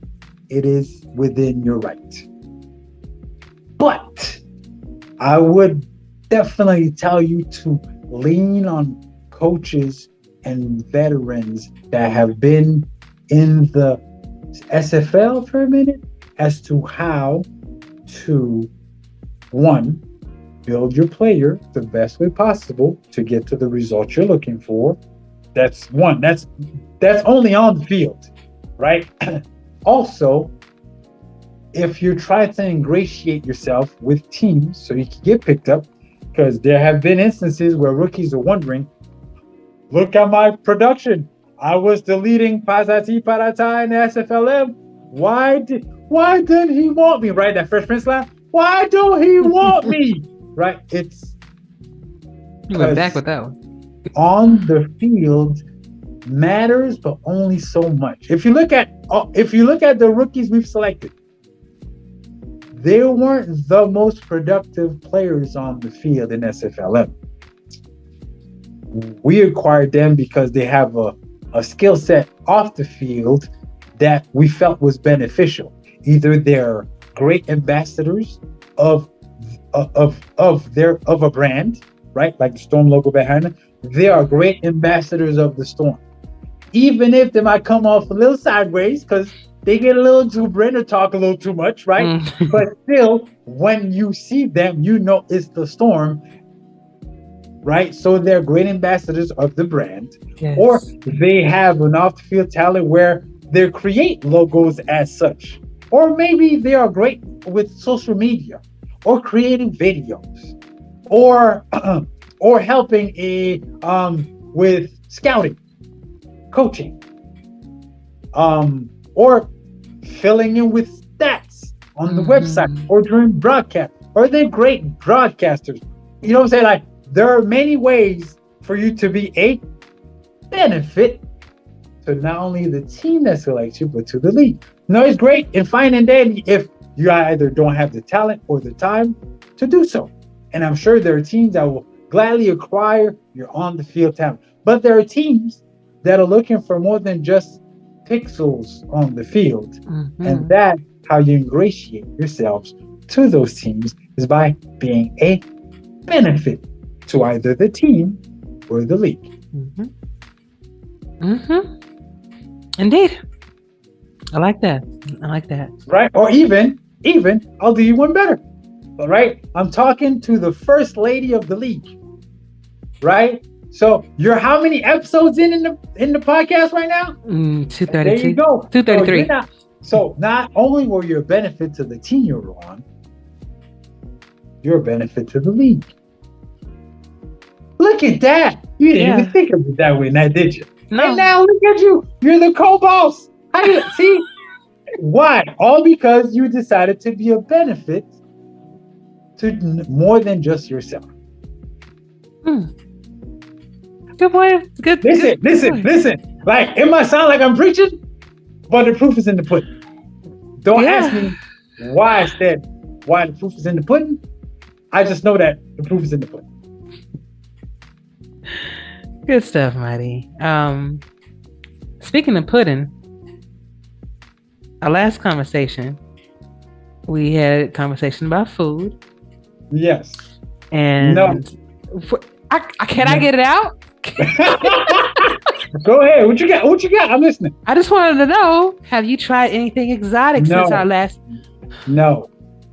Matter of fact, I'm currently practicing intermittent fasting. Like, I've been skipping breakfast because it's not a necessary meal. Okay. Right. I'm trying to cut certain calories because your boy trying to get his safety back. Physique. Right? So that's how I'm doing it. So I'm kind of restricting myself to 8-hour eating window. So within that 8 hours, I haven't really had time to venture out to try calamari or frog or elk. Now, since we spoke, I haven't had elk since we spoke. Even though I have had elk before, and stuff of that elk, but no, since we haven't. Now, mind you, we also haven't had a men's event at my church because that's where we try a lot of the weirder type of meats. Because one of our elders in the church is a big time safari hunter, and he goes around the globe and brings back. Like, there's one time he brought back shark. And that's what I'm talking about. I didn't try the shark because I'm like, I'm not big on oceanic nutrient, not big on it at all. So shark was like, that's a little outside my wheelhouse. Next time. I mean, I'm ready for you to try some of that rattlesnake sausage. I'm telling you. What's that? Oh, my baby about to die. You don't know what I'm talking about. Look, we got a guest. We got a special guest that want to come in and say something to you. Okay.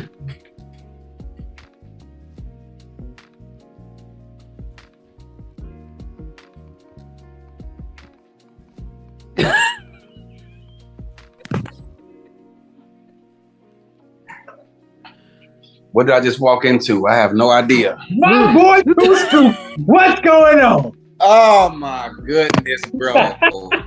If I would have known you were here, I would have declined the invitation. Really? You would have declined? Really? That's what we're doing? I had no idea. I was, how can I help you, sir? Good evening. Listen. I am always happy to hear or see you, Eddie. Right? I even got, listen, you see, I got the cangrejo on today. I got the throwback crab on today. Yeah, that's a throwback indeed, my friend. That's where it all started. You know what I'm saying? So, I see you put the work in. You know what I'm saying? The accountability. And I gotta give my, you know what I'm saying, big up to that. I like that. I love accountability. I don't like people that try to skate it. No, sir. So I love that. The stand up. If I don't have to. I know that's right. Well, we were having a discussion about, I was wondering if, since our last conversation, if Mighty tried anything eclectic lately, and his dietary, and his diet, but of course he hasn't, He sounds like me. He's what he knows. I just haven't had a chance, Eddie. That's what happened. I haven't had a chance. I've been so busy between this new acquisition at the job that's got my head swirling, and then coming home and making sure that all these kids are right. I just moved the daughter in. She's a month into a month into her journey at UCF. Don't mind me, I'm plugging my phone up so I don't down, y'all. The kids just left. You minus one. You should be good. Yeah, I'm minus the daughter. I still got the knuckleheads at the house, the boys. I gotta get right, but I'm minus the daughter. I hear that. But so that's where I haven't had a chance to kind of get out with the wife much and try certain different things. But someone picked me to a nice seafood place. A little. Maybe 15, 20 minutes north of where we at. I might have to check it out with her and see what's what and report back what I found. Well, you had enough time in your schedule to come up with a game plan to take care of Arizona this past week. That's one of the reasons why I haven't had time to try the eclectic stuff. You know what I'm saying? Because whenever it's time to have to face big time challenges, gotta focus, man. This one the week where you could just, hey, Cam, run it back. Nah, that's not one of the week where you could do that. Yeah, I told him that you wanted to come in and just say a couple words to him, But we've exchanged ideas for strategies. No. Oh, Mr. Me and your co-boss. Mm-hmm. We have exchanged concepts and strategies already. We have. So we square. He's taught me a lot. He's taught me a lot. So how come you don't call him? How come you don't call him on game during the game week or after the game after you lose? How come you don't give him a ring after the game? Yeah. What? Well, how come he doesn't call me? Well, the question was, how come you don't call him first? Hold up! Oh, whoa! No! I'm gonna get at your cobalt right now, AJ. Oh. Hold on, slide aside for me, sir. If I call you after your loss, you gonna pick up? Immediately after the loss, or yeah, no, immediately after the loss, you gonna pick up? Not a chance. Okay, and that's why I don't call you. We've had this conversation before. After losses, whether it's the Scorpions or the Bears, you need a minute, right? Yes. Okay, I know better. I'm not that type.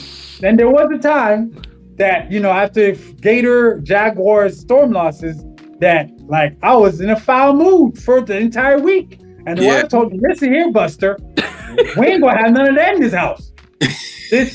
These teams don't butter our bread. So you take your L like a man and come at me correct." Yes, man. That's it. My wife knows when we lose because she says it's all over my face, and she'll grab my youngest and then leave daddy alone. Let's go. Give him about Hey. So I used to be sour for the whole week till the next game, and then she corrected that quick. Hey, if you want this to last, no. Okay. So I'm happy to say, as of 12 days ago, 25 years together. I think I learned my lesson. Good to hear. Look that old. What happened? I said, you don't even look that old. I don't see a single gray hair on your head. Bro, I've been with this lady since I was 18. So, wow. So that's great. Yeah. Now, what's funny is that, like, because at church we're never together, right? Because she's busy helping one side, I'm helping the other side. So she used to walk into church with all 4 kids. And she used to they used to ask her the question before we got known, right? Are they all from the same baby daddy? And you're like, yes. Like, why wouldn't they be? And it wasn't until we kind of processed, like, oh, okay, yeah, no, yes, they're mine. They're all mine.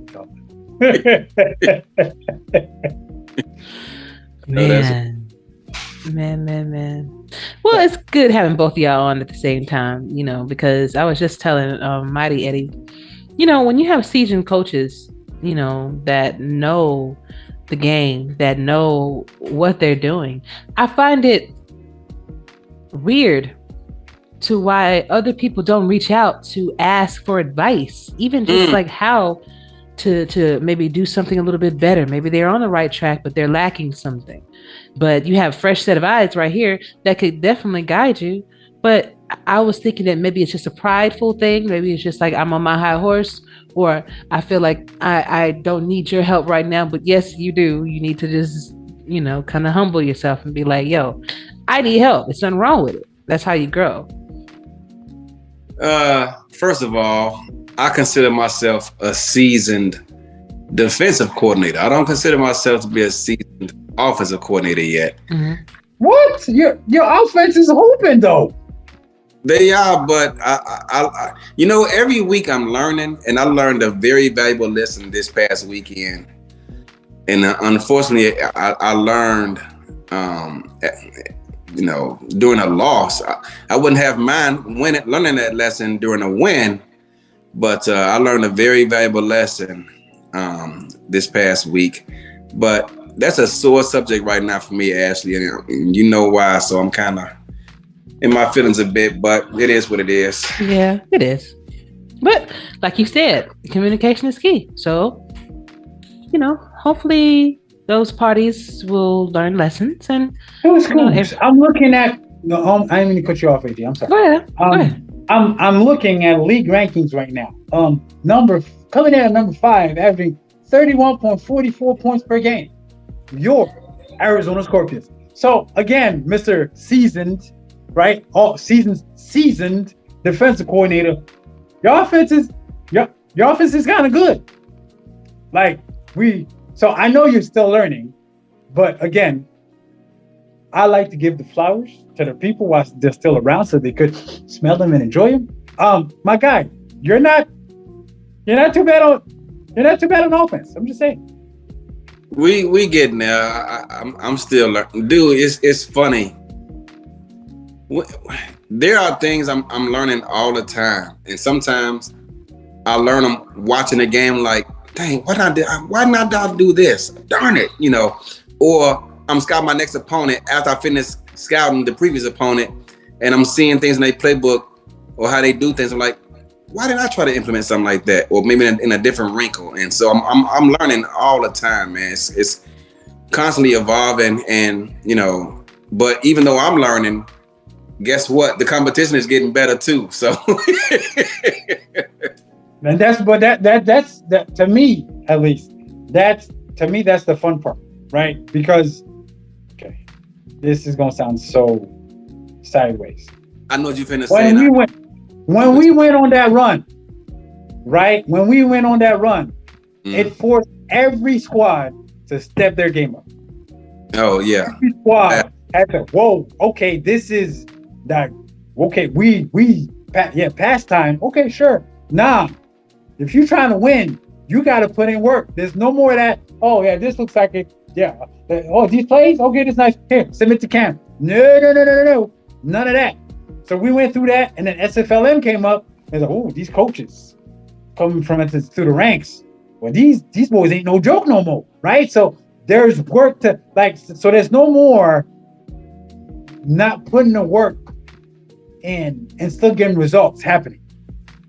So like you said, the same way how you're learning, they're learning, and now it's all about who's not only who learned, but who can apply what they learned best. Yeah. So that's where we at, and I am loving it because now the product, there used to be a time where, every week there were a handful of 50 burgers. You blow us left and right. Mm-hmm. Now, most games, you got a lemon booty in the fourth quarter of most games now. Yeah. It's one possession. You don't know can they score? Will they turn it over? Can they get in range to kick? And that, to me, that's where we want to be as a league. Because that's where you captivate fans' attention, players' attention, make coaches have to, oh, wow, okay, I got to put in work this week. Arizona's coming to town. Vancouver's coming. Baltimore coming to town, right? Minnesota coming to town. I ain't none of that. Just run it again, Cam. No, you got to put in work because what y'all like to do is not what the next team likes to do. Is what right? Yes, bro. And I love that. Yeah. Because the teams are successful differently, and I love it because it's identity. Oh my God, you hit the nail on the coffin, bro. Because what'll work week 2, not gonna work week 3. Absolutely not. And though as a coach, it stinks because you got to put in work. As a fan of the league, it's great because teams that are successful don't look the same, right? London, they've given Mel the rock, but Vancouver spreading the rock to everybody deep and sprinkle in Redford. And Baltimore, they're going to attack the deep sidelines all day, every day. Yeah. But you take that away, and then you got the running game coming at you with the swing. You got the little swing rights to running back, and if you fall asleep, the tight end's gonna come right at the seat, right? Yeah. And then you got Arizona, and then you got and that's why I love it because teams aren't similar. I love it on game. I hate it Monday through Thursday. but game day as an announcer is great. Yeah, it's you know what I'm saying. You don't get. I don't want to use this term, but I'm gonna use it because I can't find the term I really want to use. You're not bored calling the game because what you're seeing is not what you saw last week. Is not what you see next week because teams compete differently, and I love it. Speaking of competing differently, do you guys think that London will make the playoffs undefeated, or do you think they will actually take a loss? Now, before you answer that, I got 1 minute and 39 seconds. I'm gonna start up a new room right quick, and I invite you both back. And it was just maybe one more question after that, and that's it. Okay. Sounds good. You see your face? I did. I just turned on the light. Turn on the light. I'm looking for him too. Nuts. Where he at? So I was wondering, what about London? Do you think they're gonna go in the playoffs unscathed, or do you think they're gonna suffer a loss at some point? Well, looking at the schedule. There you go. What? Am I not supposed to look at the schedule? Oh no, I totally agree with you. I was doing the same thing. So they got the Lycans this week. They got Portland the week after that. They got Motor City the week after that. I mean, they got 2 road games. So let's go back. Let's take a look at their last 5. The road games have been nail biters. They just escaped Sioux Falls this past week. Their last road game, they escaped Vancouver. It's looking like they could run it, but at LA, at Motor City, road games ain't that simple, right? Because you got to overcome. Though since we've moved to Legend, home teams haven't been as dominant, not dominate. Okay, for you people that not dominate. No, y'all have seen. Don't laugh. You know what I'm talking about? No, yeah. Dominant. A-N-T. Okay, so home teams have not been as dominant home as of late because since we moved to Legend, but they show up to play, right? Home teams, they get up for the game. So and running the table is not that simple, right? We only have had what 3 teams run the table in the regular season? 3? I know we've done it. Jacksonville, so Alaska. 4 teams, because Minneapolis did it. Yeah, Minneapolis. Baltimore did it once too. So we got a handful, like about 5 teams. About 5 teams have run the table. Baltimore did it back in the day. The Crabs. Yeah. Run the table. Right? So it ain't that simple. So history's not on their side. There's they've looked great this season, but history's not on their side to run the table. So if I had to put a percentage, I'd put at 42% they could run it. But like I said, having 2 on the road loom large, right? And this week at LA, when LA's fighting to get to that and remain in that playoff picture, we'll see. But I will commend them. Great job, right? They lost coaches this season, and they haven't skipped a beat. They switched it. They went from kind of pass heavy to run heavy, and it's been to their benefit. So it's good for them for that. Eddie, what you think? You think they can run it? I think they got the luck of the draw having Portland at home, because I think that's the team that could have gave them a run for their money had they been at home. LA's defense, I love. I think they're one of the top 3 in rush defense. But their offense keeps the game too close for their liking. No pun intended. I think Portland has the best chance of the 3, but like you said, London is at home. So we'll see. I mean, like you tell me all the time, dude, it's a long season and you'll think you're riding a wave, and next thing you know, I mean, look at Mexico City. They lost 2 straight games in which they defense looked like crap. You look at Baltimore. I'm sure Ramos will get it turned around, but he's probably trying to figure out what in the heck just happened. So so I'm looking at LA. LA's 3-6, and they need these dubs to get in, you know what I'm saying, the playoff picture. And I'm sure they're gonna put in Sully, who's over there? Sully Ryan Joseph. Yeah, Ryan Joseph. I'm sure they're putting pedal to the metal this week and trying to make sure that they can get this dub. So it's not going to be a cakewalk for London. London's not going to be blowing teams out on their way to, you know what I'm saying? So they're going to have to earn it. But it's going to be a great game. I have a feeling this game's coming down to the wire. You know what I'm saying? It's coming this weekend against LA. So we'll see. We'll see. Indeed. So, kind of a last question. I was wondering, I saw in the suggestions box that there have been some interest in possibly having the national anthem sung. Now, Eddie, I already got your take on this, but Mighty, I was wondering, do you think that it would be something to consider having the national anthem played right before the championship game? Or do you think that since we're such an inclusive league that may cause some issues down the road for us? I won't, how can I say this? We have a lot of different nationalities represented in the league. So I don't know how you would go about, because yes, okay, national anthem before championship game, get it. How many different national anthems you singing, right? Because hey, we just brought up London. Are we doing their national anthem? We got Australians in here. We got some Mexico.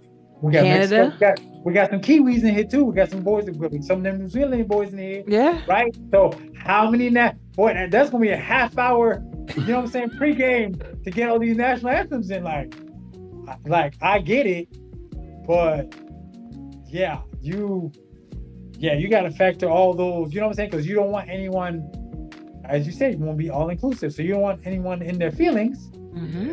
Feeling alienated.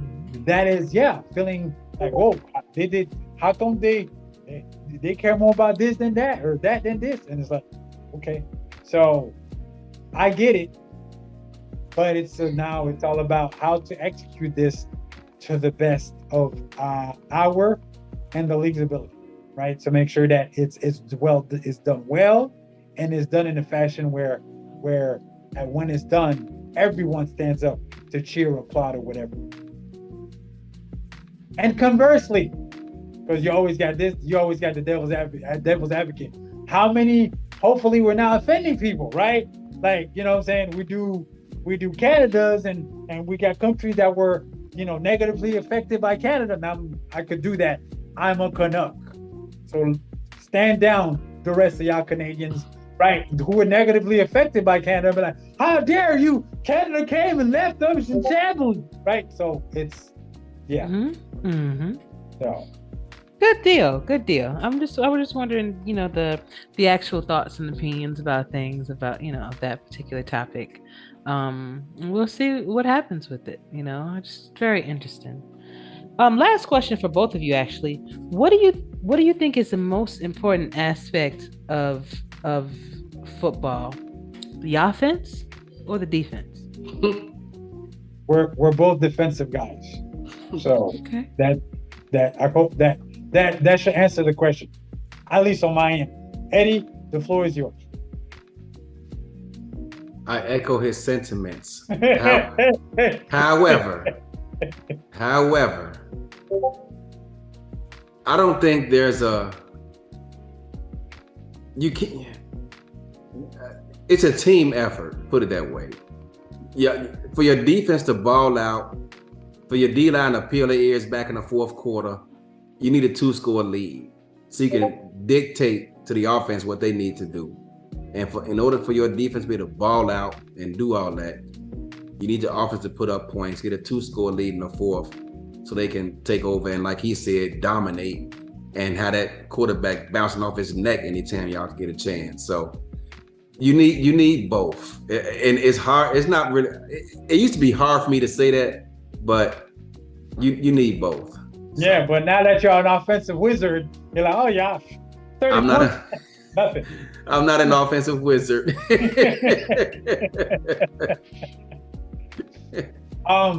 Ashley, and this is a suggestion for you, my good dear. Okay. I know you've interviewed everybody and anybody under the sun that's part of the league. Have you thought about getting a handful of either up-and-coming coaches or veteran coaches to just shoot the breeze during your show, where you're basically, they're using your platform to just talk?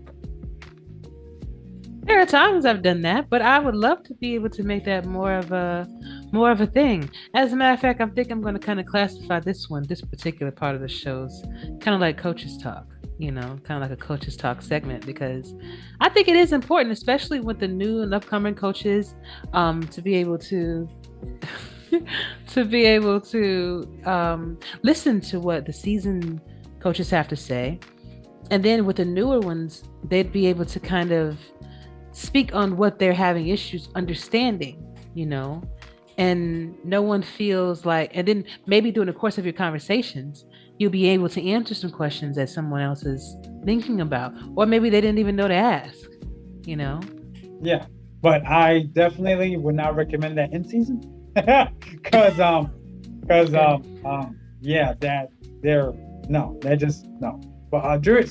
but definitely during the off season, at least the SFL off season, where you get a handful of guys together and just have them shoot the breeze and just talk strategy, talk shop, talk whether it be on-field strategy, roster assembly strategy, or stuff they thought of trying, stuff, whatever. Just to talk, right? So, because my shows aren't really coaches shows per se; they're more ownership shows. How they went about putting, getting squads together, and whatnot, and whatever, and so forth. And so, wait, just a thought, throwing it out there. I'm always looking for new segments. I'm always looking for new ways to present information because, with so many content creators in the league, you don't want to become redundant. You don't want to ask the same questions. You want something that's going to be exciting and going to make people gravitate towards you and what you're saying, and then your guests and things like that. So that's a good suggestion, definitely. But gentlemen, did y'all have anything that y'all want to talk about that you wanted to get off your chest, before I let you go this evening? I see. Eddie,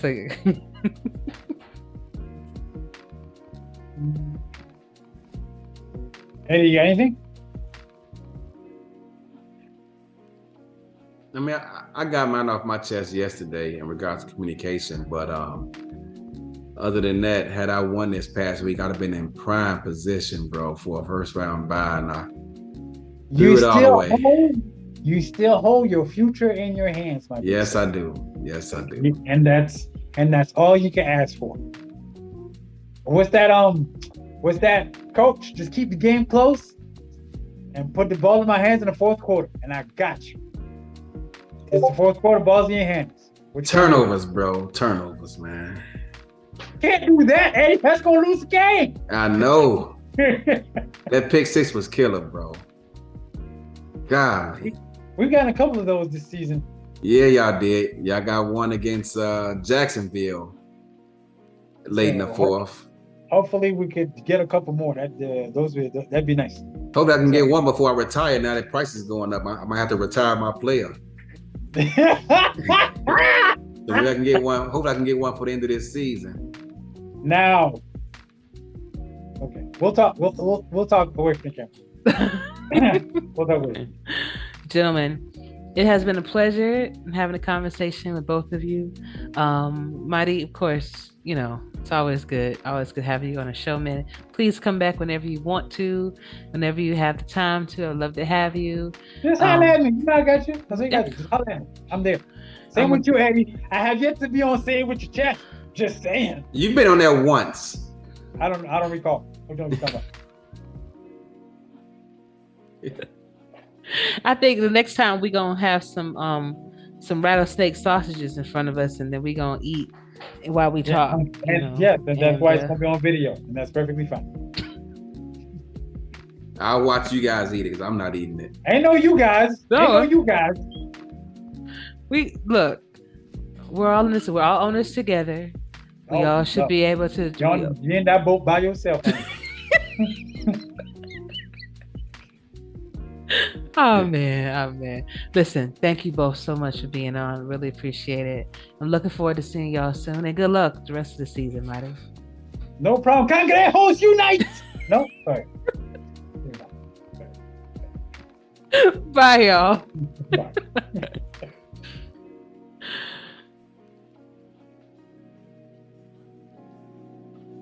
And that is it, everybody. Thank you so much for joining all of us this evening. We were so glad that you're able to tune in and watch with us. Special thanks to all of my guests, especially my co-host, Mr. Eddie and Diggy. Please, gentlemen, do you have any words of wisdom, words of encouragement, or just some words for these lovely people that are listening to us tonight? I do. First of all, Arizona, I love every last doggone one of y'all. Believe that.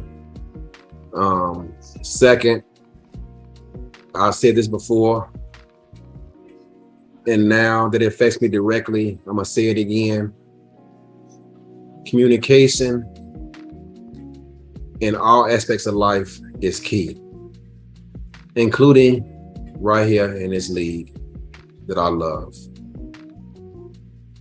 Without communication, or with not a communication that's not up to par, there's gonna be things that fall through the cracks.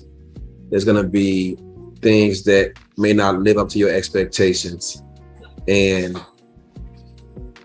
if you have a problem with an individual, or with a department, or with your team, or whoever group that may be, instead of sitting there holding it in and bottling it up and taking your ball and going home, reach out and talk and see if you can express your concerns or whatever the issue is that you may have on your mind, because all of a sudden it's gonna sit there and stir, and it's gonna potentially boil out of control, and things are gonna happen that both parties wish did not have to come to such terms. So communication is key, and if you're having a problem or you think you have a problem, reach out and talk to those individuals or departments, because you can save yourself and all parties involved a lot of grief if you do so. So that's all I got. Good advice. Diggy? I think the only thing I'm going to have to say is why lie to the people? It's been more than a few minutes, Ashley. It's been quite a while from breaking into these interviews and coming back here. That's it. That's all I have to say. I'm lost. Wait, what does that mean? When you said we'll be right back in a few minutes after these interviews. You know how that goes. 2 hours, hour and a half. Hey, that's what I meant. I mean, I could edit, and then everybody, you know what? I'm gonna have to scrap all of this. And it's like, I could be back with you in just a few minutes. I didn't say how many minutes it was. I just said a few. Oh, it's okay. You're clear. You're clear. It's the woman's few minutes. That's right. Okay. Okay. I misunderstood. I'm sorry. I apologize. Only you, Lord have mercy. All right, guys. I cannot wait to have y'all back on the show next week. If y'all can make it, I really appreciate it. But to everybody that's listening, thank you so much for joining us again this evening. I'm looking forward to bringing you another great podcast next week, y'all. But until then, y'all stay safe, treat each other well. For Eddie, for Diggy, Striker, we're out.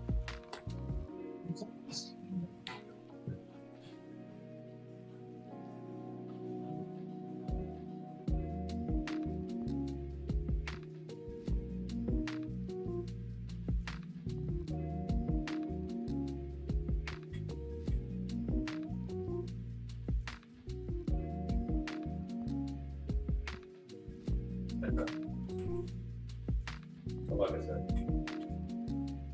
once I'm out of this match, I'll put another one.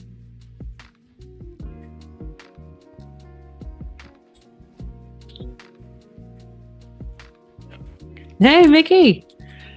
Hello, darling. You've heard of the Masked Singer? I am the Masked I can't hear you. Hold on. Oh, wait. Hold on. Can you? I can't hear you.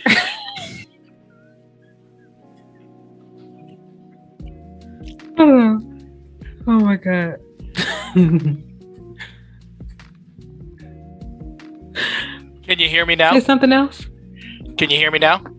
Oh, wait. Now, yes. Now you can hear? Yes. You've heard of the Masked Singer? I am the Masked Kicker. I was not expecting that. Oh my God. You said you got a surprise for me. I didn't know what. All right, now give me a second so I can figure out how to take this thing off. This is going on the blooper reel, isn't it? You know it is. I know it is. I did that just for you. I appreciate it. Oh God. I needed that laugh, man. I figured you did, and I'm just so happy that I can appease you. Oh man. Oh God. It is so good to have you back, man. I haven't been on your show since the Addams Family reunion. No, that's not true. Yeah. Well, actually, that is true. But I did see you at the convention. You did see me at the convention, but yes. On your show, it was the Addams takeover. It's true. That's true. And that was a great show. We had so much fun. We had a blast during that. Oh my God. Y'all were amazing. And I see why people, Addams for life. I see why. And we still talk, even to this day. Like I got a message from Chuck Steller on Friday, just wishing me luck in the game. That's good. And then after I won, every single one of them just reached out to me. It was like, good job, good job, good job. So, yeah. Fantastic. We definitely were a family. Indeed. Man, it's like I said, great to have you. Mm-hmm. And I know, the type of person you are, of course, people are going to want to keep up with you because you bring that laughter, you bring that joy. I do what I can. So, oh man, that was great. But we're going to talk about, big win over Baltimore. Okay. Now BJ actually answered some questions, so I'm thinking I'm going to kind of do your questions. I'm trying to figure out how I'm going to present his because he wanted to be on the show. Okay. But I guess his schedule didn't line up, so I'm thinking about just kind of like as we're talking. Some of them are geared towards like ownership kind of questions, but then some of them are geared towards the game too. So I think I'm going to kind of combine it, and I'll figure it out. But you got it. Yeah. Here we go. Let's see here. Make sure I pull up y'all stats. They're not that good this season, not like in the minors. True, but I'm actually pulling up that last game. That's it right there. Yeah, my last game I was 4 for 4 on extra points. That's about it. Hey, the 4 points, all points matter. You know what I'm saying? We won by 4 too. See what I'm saying? See? Perfect. Okay, so we're gonna be ready to go in 5, 4, 3, 2, 1. One more question before I let you go. Sure. What was your thoughts on Cam having to move his office, the everything to another location? Sure. I saw that announcement too. And I've got to tell you that I know that was a bitter pill for him to have to swallow, but really for the well-being of the league, if the prospect of the ISP that he was currently using was that they weren't going to improve sufficiently to allow him to continue to host the games as he previously had been. I think it's the right move. I think getting to a place where you can stream the games with little to no continual rebuffering, which is what we were experiencing recently, I think is a good thing for the league, because you want people when they're watching these games to feel as if they're watching them on TV. That they're not relying on a computer stream or things of that nature to pull off. And whenever you've got like we've been having to deal with here lately, games that are constantly stopping and then restarting, and or just the picture freezing and then restarting. That's people's attention spans are such that they're gonna they get tired of that pretty quick. And so I applaud Cam for recognizing that, and for being willing to again bite that bullet and do, I think, in my opinion, what is the right thing. I agree. Sometimes you just gotta go into a place that's gonna make it better, because we are on television. We are doing a lot of things, and you want to put out the best quality product as possible. So whatever you have to do, you have to do. That's right. That's right. I totally agree.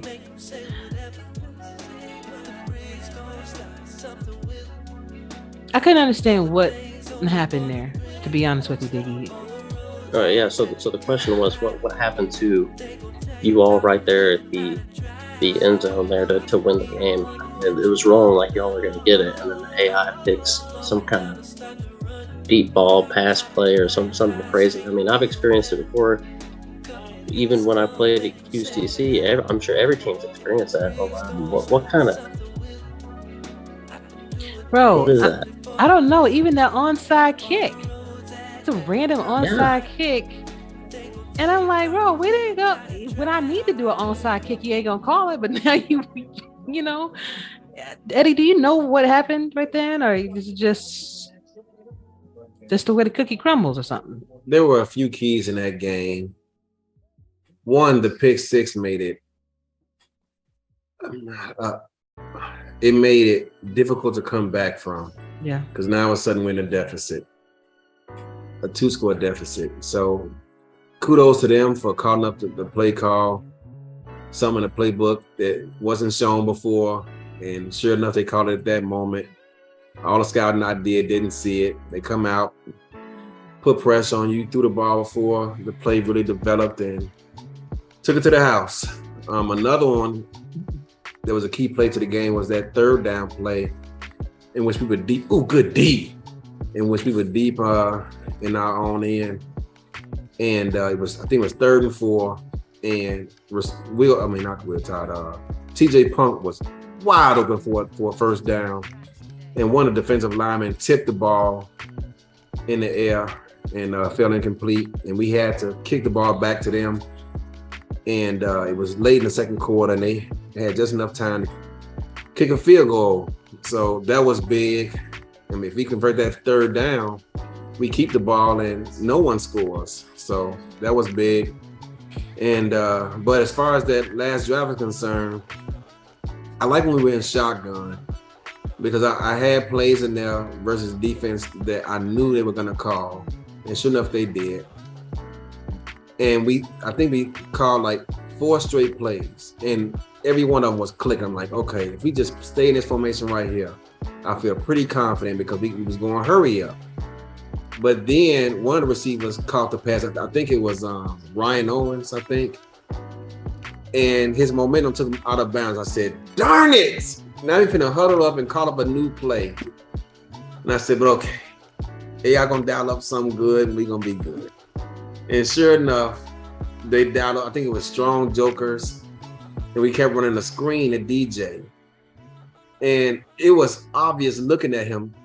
Anybody who knows the game or a coach who knows the game see he was tired. And he didn't have that same burst. And I'm like, please call a timeout. And we went right back to hurry up. And he kept getting tackled for like a 2-yard gain. I'm like, hey, please, bro, call a timeout. And we wouldn't. And next thing was 3rd down. And TJ Pump, I think it was 3rd and 8. And TJ Pump caught the pass, but his momentum took him out of bounds. And it was 4th and 2. I'm like, okay. And as soon as we came out on 4th down and I saw the play, I didn't want to say nothing, but I knew it was over because they came out, and since they were on the goal line, we came out with 3 wide receivers, and they came out in a 4-3. So I knew the middle was going to be taken away. And I'd go back to where they came out in 4-3. Oh, okay, yeah. All right, so then on 4th down, we came out, I think it was near split spread. I'm sorry, near split spread. On far spread. It was a 50 X spot. But with us being on, I think it was a 2-yard line or a 3-yard line, I knew the game was over because they came out, and since they're inside the 5, they came out in a 4-3 defense rather than nickel because they want to protect the paint, so to speak. And so they had the 3 linebackers in the middle, so I knew the middle was going to be covered. And since the corners lined up so close to our receivers, I knew the game was over right there before we even hiked it because the receiver who was running the X spot, he didn't have room to run his route. Oh, pick that up, IG. He didn't have room to run his route because he got bumped off, and Ashton had to throw the ball because the line was coming, and the game was over, man. As soon as we lined up, I'm like, oh, game over, because I knew what play was coming. So unless we ran the ball, if we'd have ran the ball, then we'd have had a better chance. But once I saw you was passing, I'm like, yeah, this game over. I was already ready, getting ready to type in the chat. Good game, Florida, because I knew it was over.